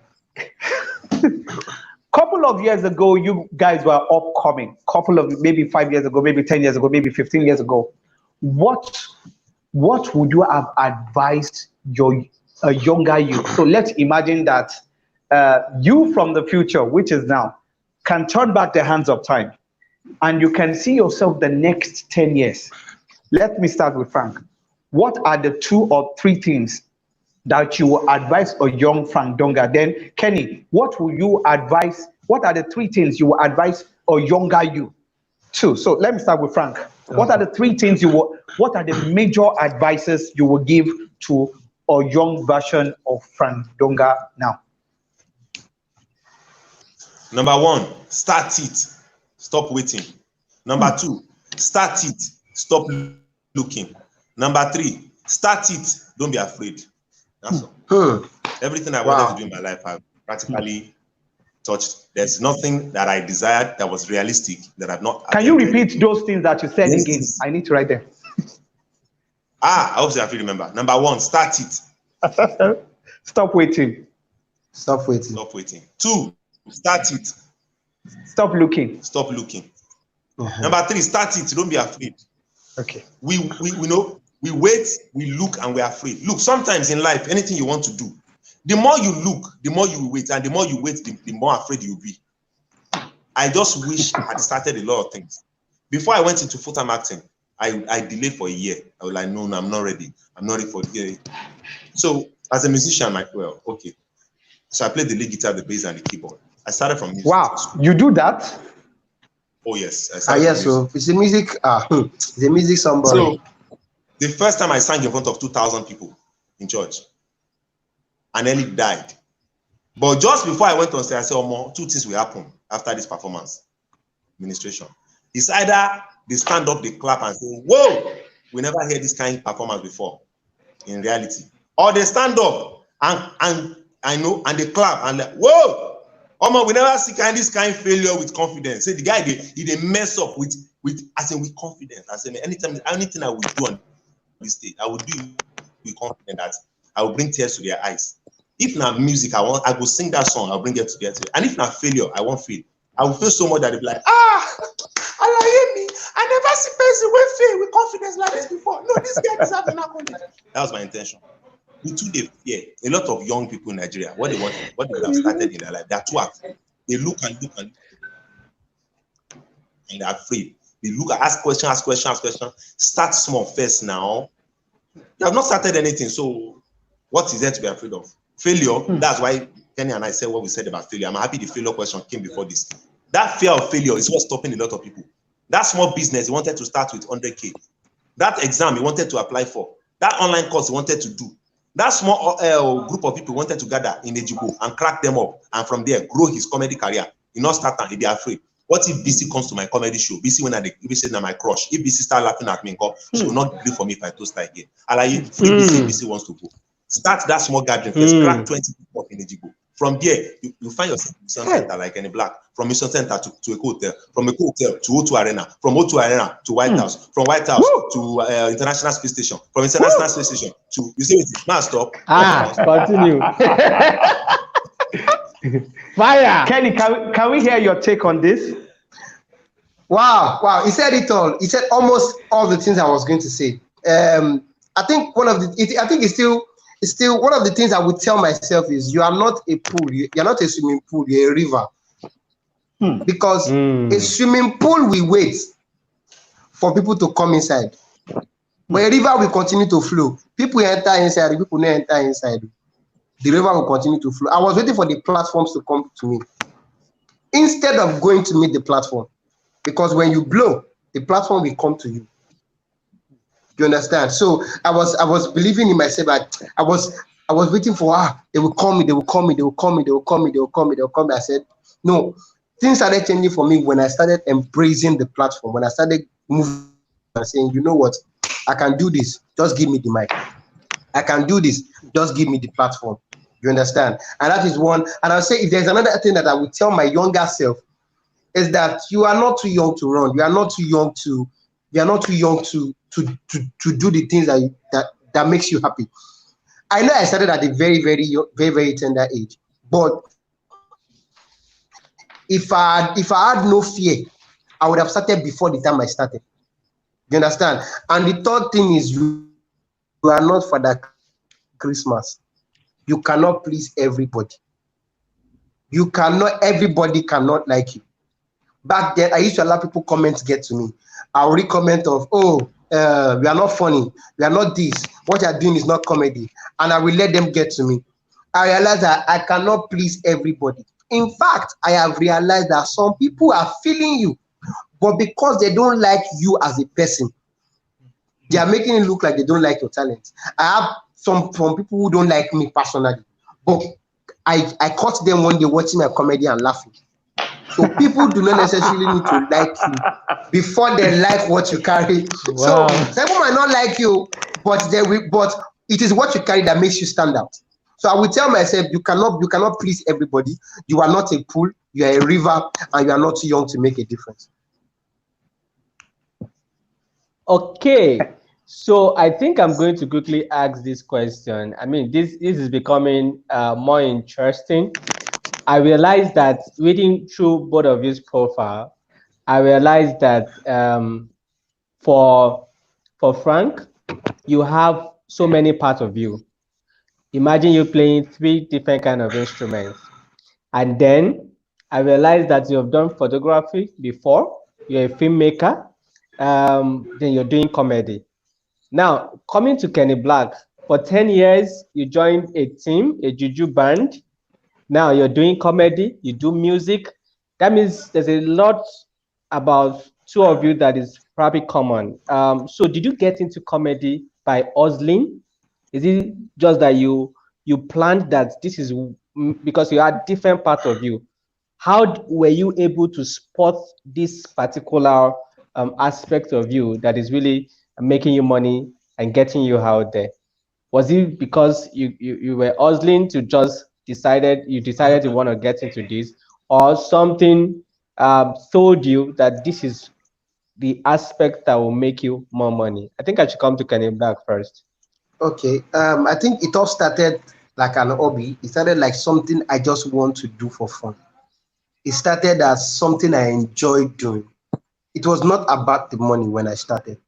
And for most people doing big today, did not start because I didn't even know comedy would take me this far. I did not even know comedy would be that one thing that will make everyone start talking about me. I didn't even see. I just wanted to entertain. Now, from being an hobby, it became a routine that every Friday night I have to look for a church doing praise night. So I can write my name with Sister Blessing for special number. I will always do that every Wow. Friday. From being a routine, people started paying me. Then it became a salary. It became something I do to get appreciation for. Honorarium. From honorarium, people started paying me them. You know that money you get to your account, you just do them. So it now became a profession. Now it means that I have grown from entertainment to showbiz. Now I'm doing entertainment, but what I'm doing right now is show business. It is now a business because it's giving me income. So I'm investing more time in it so that more money can invest in me. So juggling into different characters on stage, doing different type of thing on stage is not something that I just see I want to do. It is something that is me. If you see Dunga behaving like this on a skit, it's something that he can do effortlessly when he's sitting at home. There's a bit difference between doing something that is you and playing and trying to be another character. Whatever you see me do on stage is my character. Wow. I might decide to add what is trending to it, but it is my character. I cannot. So that thing, I think that's what works for me. It's that we show business from just having fun to pay me money. So over to you, Mr. Frank. What came about The this reason why aspect of you? Yeah. you see me do comedy sketches is because I naturally love to watch comedy sketches on YouTube. If I see comedy sketches, some of my favorites are Key and Peele on Comedy Central. Jordan Peele eventually became a filmmaker. He did Get Out, one of the most profitable films of that year in Hollywood. I love comedy sketches. So I did what came naturally to me. I love to see people happy. I love to educate people. I love to entertain. So I found a way to fuse my desire. I for be lecturer right now. I have to be say career when I see the plan to be lecturer. I will lecture. I waiting at the lecture. I don't know yet whether agriculture or communication or entertainment. I don't know, but I will still do it. I love to pass information and knowledge to the younger generation because I think a country is as strong as the knowledge that flows from one generation to the other. You're right. So let's leave that. Let's not go into that one. What knowledge and skill set is the Nigerian aging population passing to the younger population? It is left for all of us to ponder on. We all know what is happening in our society today, online, offline. Let's not talk about it. Let's just off the mic. But now, as I was saying, honorable member, can you? May I proceed? Proceed now. Honorable members. So, but for me and for Kenny Black also, our journeys, what I can see as a common denominator is the fact that the versatility of a comedian, especially in this country, has a lot to do with the experiences in life that you have gathered. Kenny Black will tell you when in trek, when in the hustle, he trek after performing somewhere. They say, thank you for coming. He trek from bus stop to bus stop. Some of these things that we share with you, they are our life stories. So. Not be say we just sit down not be saying a joke under the The most versatile comedians have had a lot of experiences. They don't sell gala, they don't do conductor, they don't flog them from school, they don't fail WAEC, so they now draw humor from all the experiences in life. And that's why I advise young comedians, as you can't blow now, they don't give you envelope. they don't do skit, and your accounts don't swell. Don't disconnect from the source of what inspires your message. That's where people get That's you it. unplug from shit. You see, say Kenny Black Yes. not unplug from Ejibo. That's how I this see guy the was. Ejigbo, na Ejigbo I dey like this. So Now, like, I'm not talking for you real? buy house for na Lekki. Ejigbo I dey, bros. Yes, now. Wow. I'm not talking you no buy house for Lekki or Banana Island, but find a way to not unplug totally from what inspires, what nourishes your stories and your jokes and your lines. As you see me, I dey enter bus. Unless you go rewind. See, rewind button did this live session. I swear. Don't unplug. As you look, I dey enter bus, I dey enter bike. Up till now, I dey enter bike. When I go to different countries, I meet people. I just talk. I talk to random strangers.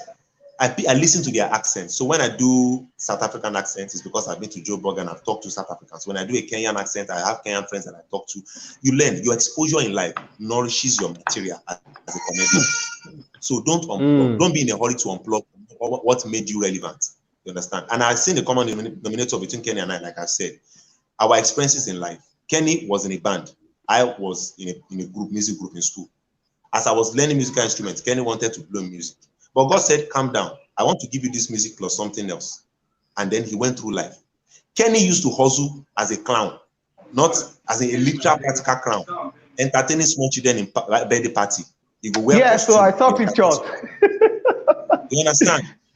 All that, like, if for in mind, then, if somebody they tell and say, Kenny, just give them this, Kenny, for all the thing can say, oh, man, this no be my life, might just go learn tailor, or might just go collect form, don't go do masters, just, man. But all those experiences now, he can reflect and laugh at himself and draw materials from them. So that is one thing. We have been able to harness all our life experiences, the journey of life in a comedian's life. Don't shy away from your life journeys. Find a way to unify all your life journeys into a story that can entertain your audience, educate your audience, inform your audience, and you're on your way to success. And thank you. To add to what he said, one of the things that has kept me and is keeping me in Ejigbo is that, you know, there are so many things happening in my area. I'm Kenny Black, but people see me in Ejigbo at a Yalabola joint, and I don't buy takeaway. I eat there. People still see me carry bike. Yeah, people still see me carry bike, and your talent will take you far. But you see, humility, it will take you far. Wow. So people you might not be in the limelight again. There will be somebody else to take over from when you stop. Your talent will speak to you, but the people you bow to, might still find a way to say, this guy. Remember when he was Kenny Black? He came through for us. He came through for you. Like during this lockdown, I decided to. I know I stay in Ejigbo, but it got to a point I had to move away from Ejigbo small, somewhere close to Ejigbo. Somewhere very like 200 naira I can get to Ejigbo. But during this lockdown, I find myself because of see finish. No matter how big you are in the place, by the time people see you too much, it becomes see finish. So when I say, if you know Kenny Black will win you. What you want to be better now? And then when you are Kenny Black, for 10 minutes, my baby Kenny. Then I saw yesterday. But I left I tell you, Kenny Black. But every time I go to Ejigbo like once a month. Every time I go to Ejigbo, there is excitement. I can decide to go to the island to spend lockdown. I can afford it. But going to Ejigbo to spend lockdown, I know there is a lot to talk about. For example, let me give you an example. This one is not even a joke. There's a woman selling ofada in our area, in Ejigbo. Mommy, you see, every time she comes to Ejigbo to sell ofada rice, she don't have to say, ofada real. What she says is, hey, you can look. Hey, you can look. I think push shouting, Kokodato. Hey, you can look. So during the, I was supposed to be in Ejigbo. One day, during lockdown, people don't have money, and you still have full of further sauce on your head, and you are still shouting, Eyoko Loko. As she shouted, Eyoko Loko, somebody shouted, Eta. She shouted, Eyoko Loko. Somebody said, Ajawa. Then she replied, Opo, Posito, Eshanumio. I was laughing, and I said, I can't wait to share this when the lockdown is over. So do not move away from the place that gives you inspiration. Fine, do not be too comfortable in your comfort zone. Look for inspiration where you can draw them, but do not forget your source because it's going to my well. I don't forget here. And you can local. Wow. Honestly, guys, wow. I honestly will show you my notes and see from 3 pages of quotable quotes from you guys. I thought I was a speaker. I didn't know that I've come here to learn, not only myself. Quickly, let me ask. Stardom is a good thing. To a degree, we all have it, but some have it more than both of you up there. You have it more than both of us here. May God take us to your level. Yes, sir. But how is it easy to handle stardom with the job that you do? One. Then the next question is this: do you do more than comedy? Are you diversifying your talent? Like Yoruba people would say, they will say onokonwoja. That means not a road leads to the market. You can enter the market from different direction. And some people use it mockingly. There was a mentor of mine while I was doing documentary at the height of pandemic. He saw the pictures I posted online and he was like, "Oh, when did you start doing farming on Okonwaja?" It means so because there was lockdown and there's no business for everybody. They have now tried to jump into farming. He didn't know that I had history of farming. My dad was a farmer in the 80s. We had farm in Ilorin. I worked on a farm. When I was a teenager, I worked on a farm. Now I'm doing documentaries about farm. You understand? So beyond the talent that you have, beyond your stardom, how are you able to manage your stardom and with your humility? Then what other things are you doing so that in a time like this when there are not so much big shows, you understand, for some of you, for all of us really, because where most of us meet are concerts, events, weddings, and all of that.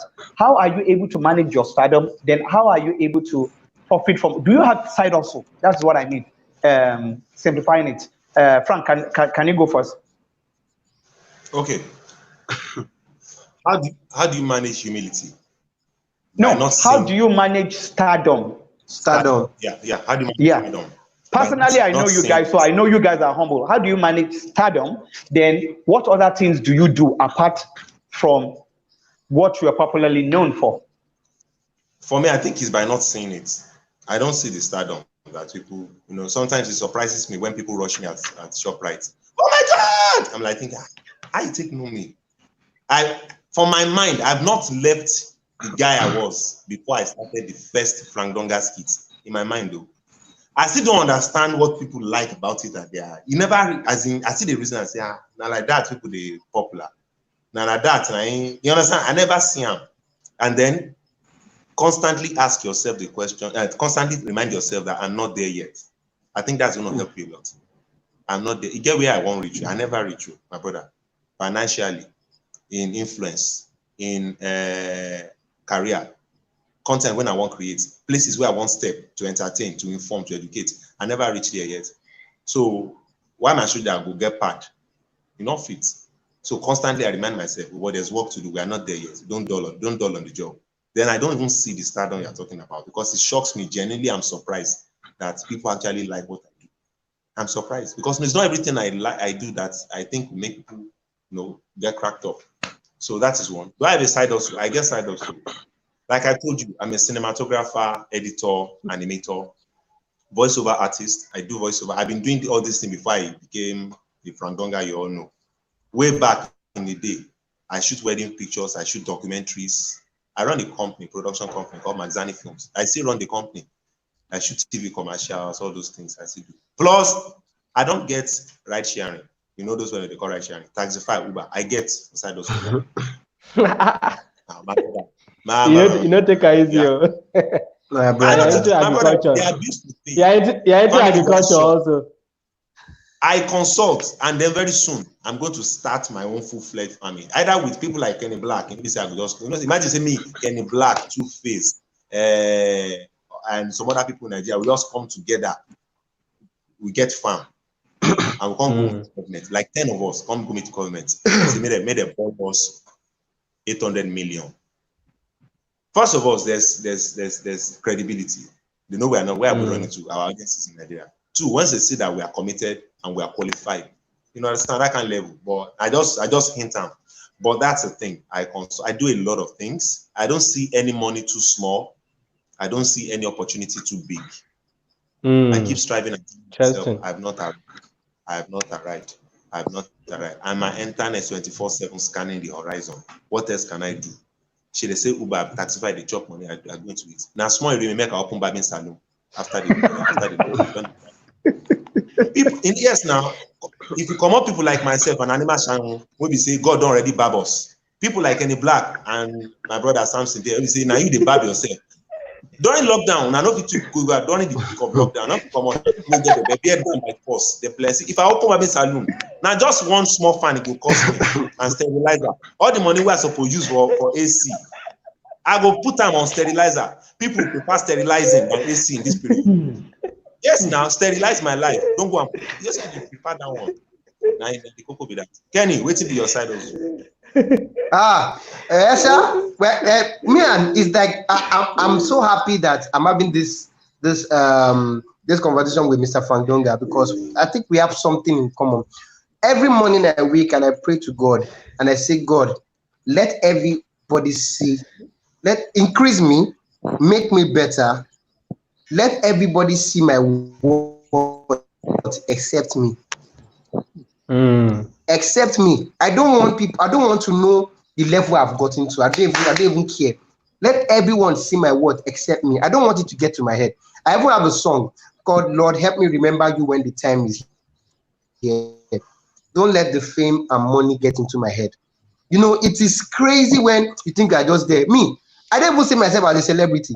That's why everybody keeps saying, Kenny is so humble. You know that somebody called me yesterday and was like, wait, Mr. Kenny Black, you pick your calls. I said, now me get phone. He said, no. Other people, their manager pay. I said, now my phone. Now my number did the complimentary card. Now me pick call. The other number now, if I know if you pick, my manager go pick. He said, no, you're so humble. I said, well, I'm not humble Smith, but also actually. So it is how life is. It is how life is. There's, like I said before, there's no big difference between who Kehinde is and who Kenny Black is. Kehinde is that humble person. Now, I don't let Kenny Black overshadow Kehinde. I promise my parents something, that if they allow me to do Kenny Black, I will not change from who I am. I will not be lost in the world because I am in the world, but I am not of the world. That's why it is easy for people to approach me. Though sometimes you need to avoid secret and remind people sometimes that, hey, guy, calm down. But I don't let pride take over me. It is easy to reach me. But you've seen me at a hotel. When I get to a hotel, I greet almost everybody from table to table. I greet, hey, well done, boss. Well done. Before COVID-19. Black, you're not supposed.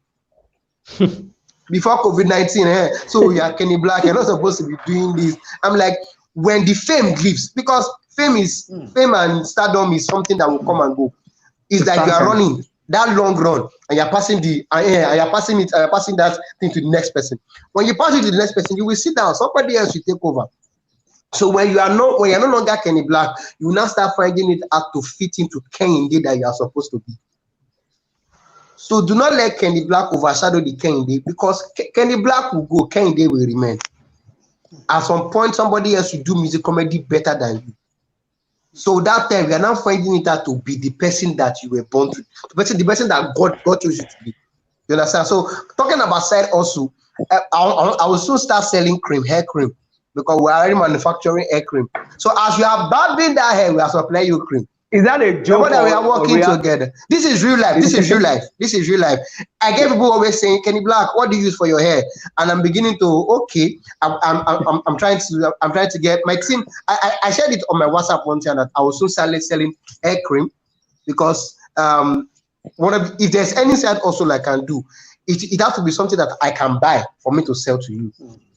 You understand? So, Mr. Frandoga, I said we have something in common. We are doing taxify. I have Okada for delivery. 1K. The way it is going now, I will still start selling boy. No, on Instagram now, every of my friends doing entertainment now. Once I can put Maggie inside soup and it correct, you hear Bola Kitchen. Kunle cooks. For like everybody is selling something now. So me now, very soon I will start selling hot water, boiled one, microwave. How do you want it? Either we sort of going, we will start selling things. But on a more serious note, I'm going into air cream business. Side hustle, I'm doing delivery on Okada, and side hustle, I'm also managing some talents because a tree cannot make up a forest. So I'm trying to use my fame and what I have to also push some people. I'm not really a record label, but a management team. Wow. You don't know how. Go ahead, Mr. Go ahead. Samson. Go ahead. No, go ahead, Mr. Shala. We've done Honestly, 60 minutes. We've done 120 minutes. It's over 2 hours we've been having this conversation. So I wanted you to ask them the final question so that we don't we allow. I mean, they've done just a year. Okay. Yeah, you wanted to say something. Which I wanted to say something. You don't know. Mr. Shala, go ahead. I want to take that question. Yes, please. Okay, so I quickly wanted to say that you do not know how you have humbled me with both of your conversations. One of my mentors said, he called me during the height of the pandemic, and I was telling him how depressed the first 2 months were for me. And he was like, see, find something that will bring you 2,000 naira. And I was like, 2,000 naira, how can you bring it that low? Now, when Kenny Black said that the delivery they make is 1,000 naira, imagine if they make 50 in a day. Imagine if they make 300 in a week, instead of you sitting down at home feeling that you are big. Now, when my mentor spoke, he said, funny enough, my mentor had this Okada delivery as well. He said, survivor before success, because these are trying times, and trying times are not the time to stop trying. Survivor before success. And jokingly, every time you come on, Kenny, I'm always seeing that fresh hair, the freshness. Are you using your cream for your mustache as well? Yeah, it's for everything. Don't worry. Even Mama, you don't know anything. Hey, it's a I needed to have hair so that the cream can come to life. For that product to say, if there's one thing that has been consistent in my life, is the hair. Everybody keep asking me, I hate the hair to the throne, or when we nominated for the head is, or what is wrong with your hair? Like there was even if like say I get girlfriend now, even Ghana will say, who is hair? Like so, it is always. I've always wanted to because one thing about boys is that we always like to make our hair look good and stuff like that. So I use the substance on my hair, but Uncle Frank cannot relate because he's the. Even animal sound not feel late. Don't believe me. Yeah, so because of the hair. I'm thinking. So Kenny, please, when it's time to pre-order, please, you can tell me your account. I can't tell you to send me your account details because you are loaded. But then I would love to pre-order. Sir, please, sir. This is the problem we are having. People think you are loaded, but the lockdown. We are not loaded though. We don't offload. We have offloaded it. Please, if I can pre-order I want to be the first to pre-order your product. If you send your account details to me, at least I will buy 5 of your products today. Let me be the first to sow seed in that. I know you don't need my money. So I'll be customer number 2. Hey, thank you very much for Dunga for customer number 3. We are okay. We will buy for our wives. We don't have here, but we'll buy for our wives and our kids. Wow. Mr. Samson, you have the floor. Wow. It's over 120 minutes of having great people discuss and share some insight with us. They were very real to tell us some of the things they are into, dimensions you need to understand when it comes to content creation. I would just want to say a big thank you to Kenny Black. Thank you for giving us that attention, and thank you for coming on this platform to make this happen. To Mr. Frank, thank you so much. I could imagine both of you, I could imagine your schedule, but thank you for really honoring us. Thank you for making this come to reality. This has been dream for me and Shola, to bring people that are really doing real stuff, who are not just carried away by the successes that they've achieved, but able to even connect to their audience and share practical experiences.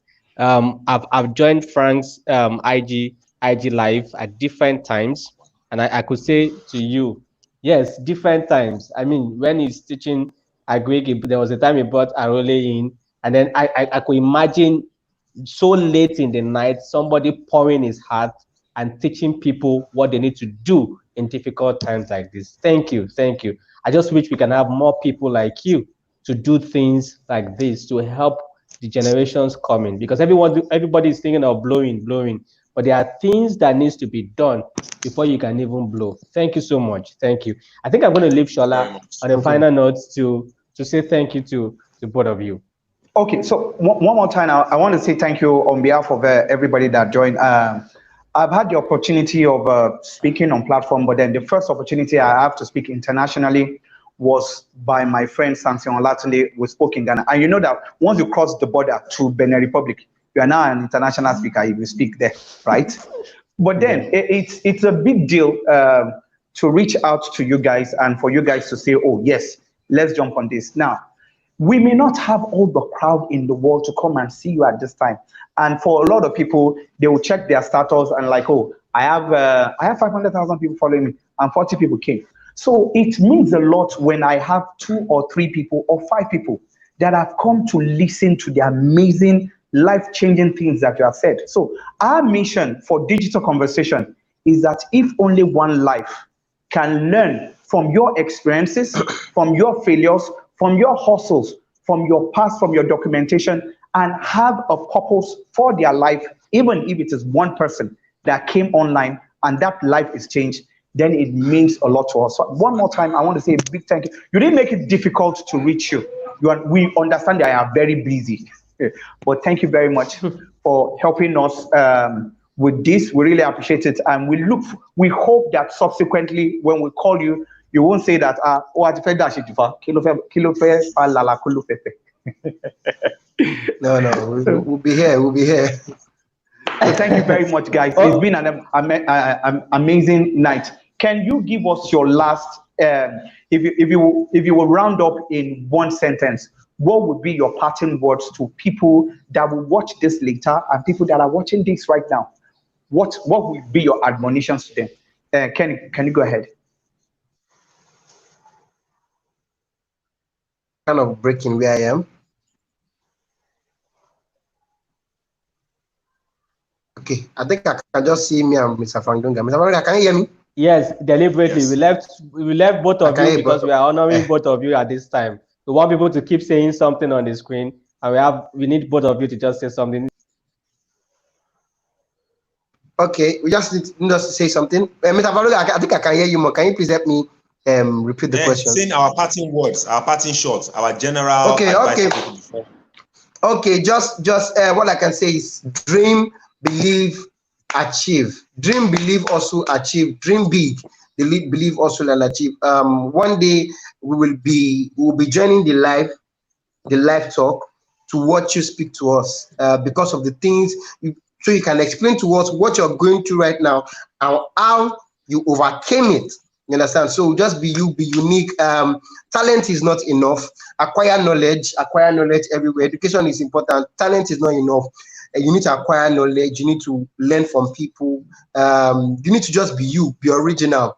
Don't try to change yourself for anybody else. And Kenny Black will always be here to support. I want to say thank you for all the love you shown me all these years. And I'm going to be doing something next week that's going to shock the world. I think it's long overdue.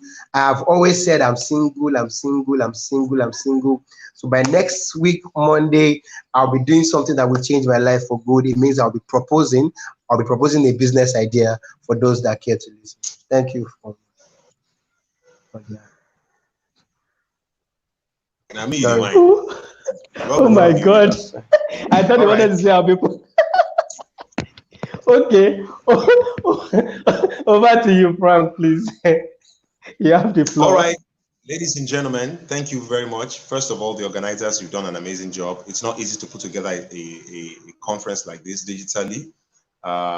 You guys are amazing. You asked the right questions. We felt at home talking to you. And I think that's a job well done. To all the people, every single person on the screen that has sent a comment, that your comment has been featured or your comment was not featured. Every single one of you want to appreciate you. Seeing your comment out there, knowing that you are watching us live on YouTube, on the web, gives us confidence that we're not just talking to ourselves. I mean, it's not that they talked to ourselves before. We crazy like that, but knowing that you guys are there is important for us, and thank you for communicating with us. 3, whatever you intend to do, find something that you're naturally comfortable with. Don't be under pressure by anybody or anything. Not they look another man progress in life, they torment yourself. You don't know what they are doing, you don't know what they have done. Find something you are naturally good at. Look for something that keeps you up at night, that you're always thinking about. It may be your area of strength. It may be your area of calling. You understand? And number 4 or 5 now, I don't forget if you listen. Yeah, and I'm one of the numbers. Open your mind to knowledge. No matter what you know, no matter what you have, you can always build on it. The internet is there for you, not to attack or go savage, not to be dropping comment on every blog, not to look every gossip where they fly around. Build yourself. It might look like we preach now, but trust me, if you listen to news, get tutorials, attend trainings online, it's for your own good. Anything you are doing, build yourself. I studied the lives of great comedians, Harold Lloyd, Charlie Chaplin, Mr. Bean, all those guys. I'm sure Kenny Black too has read up on all these kind of guys and their business strategy and how to get in business. Don't be too big to learn. Let's pray for a better Nigeria. Stay away from drugs.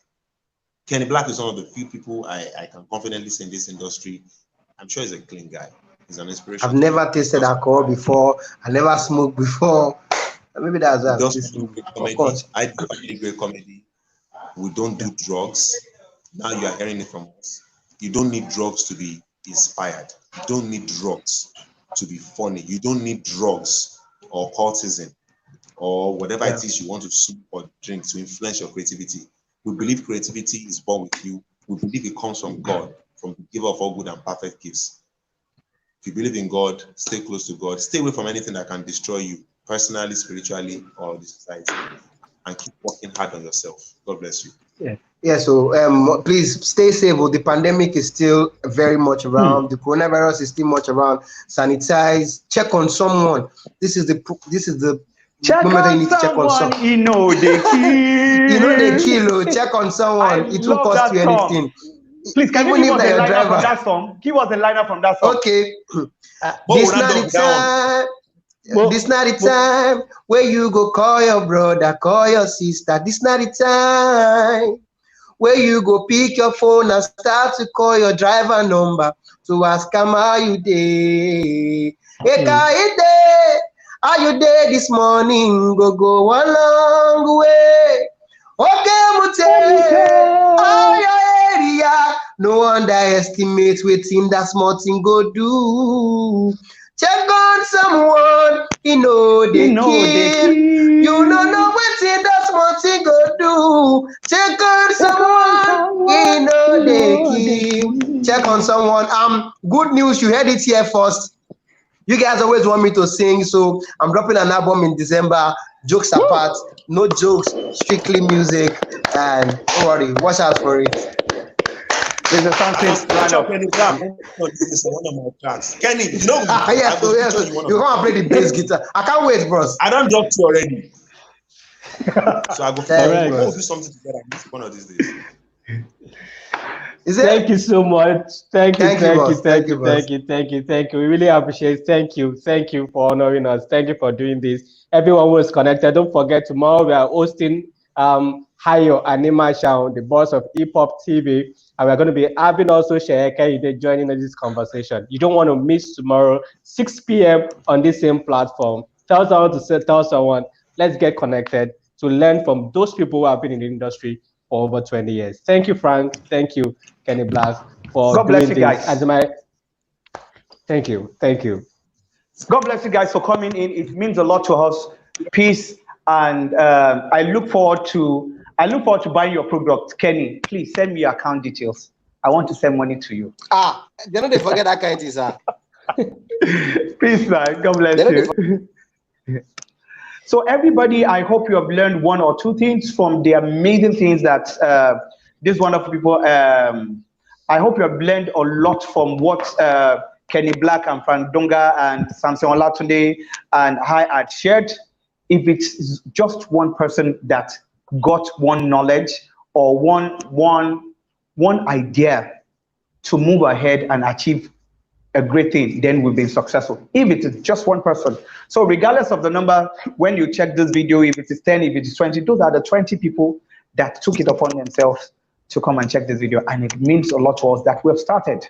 We started with 10 or 20 or 15, or a day will come that we will have 1,000 watching this video. But then this is the beginning of great digital conversations to come.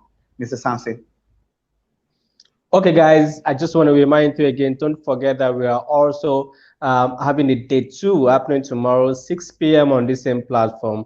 It will be nice for you to go again, watch this video. It will be live on this platform immediately. Share this video, invite so many people. Follow at Shola Animation on all platforms and at Sam Speaks Now. At Sam Speaks Now. It will be nice for you to follow us. We'd like to hear your comments. Go on our comment session of any of our posts of this event, and please share your experience. It goes a long way for us to know what to do next. We really appreciate. August, something is coming your way in August, another dimension of this. But tomorrow, and you're going to love it.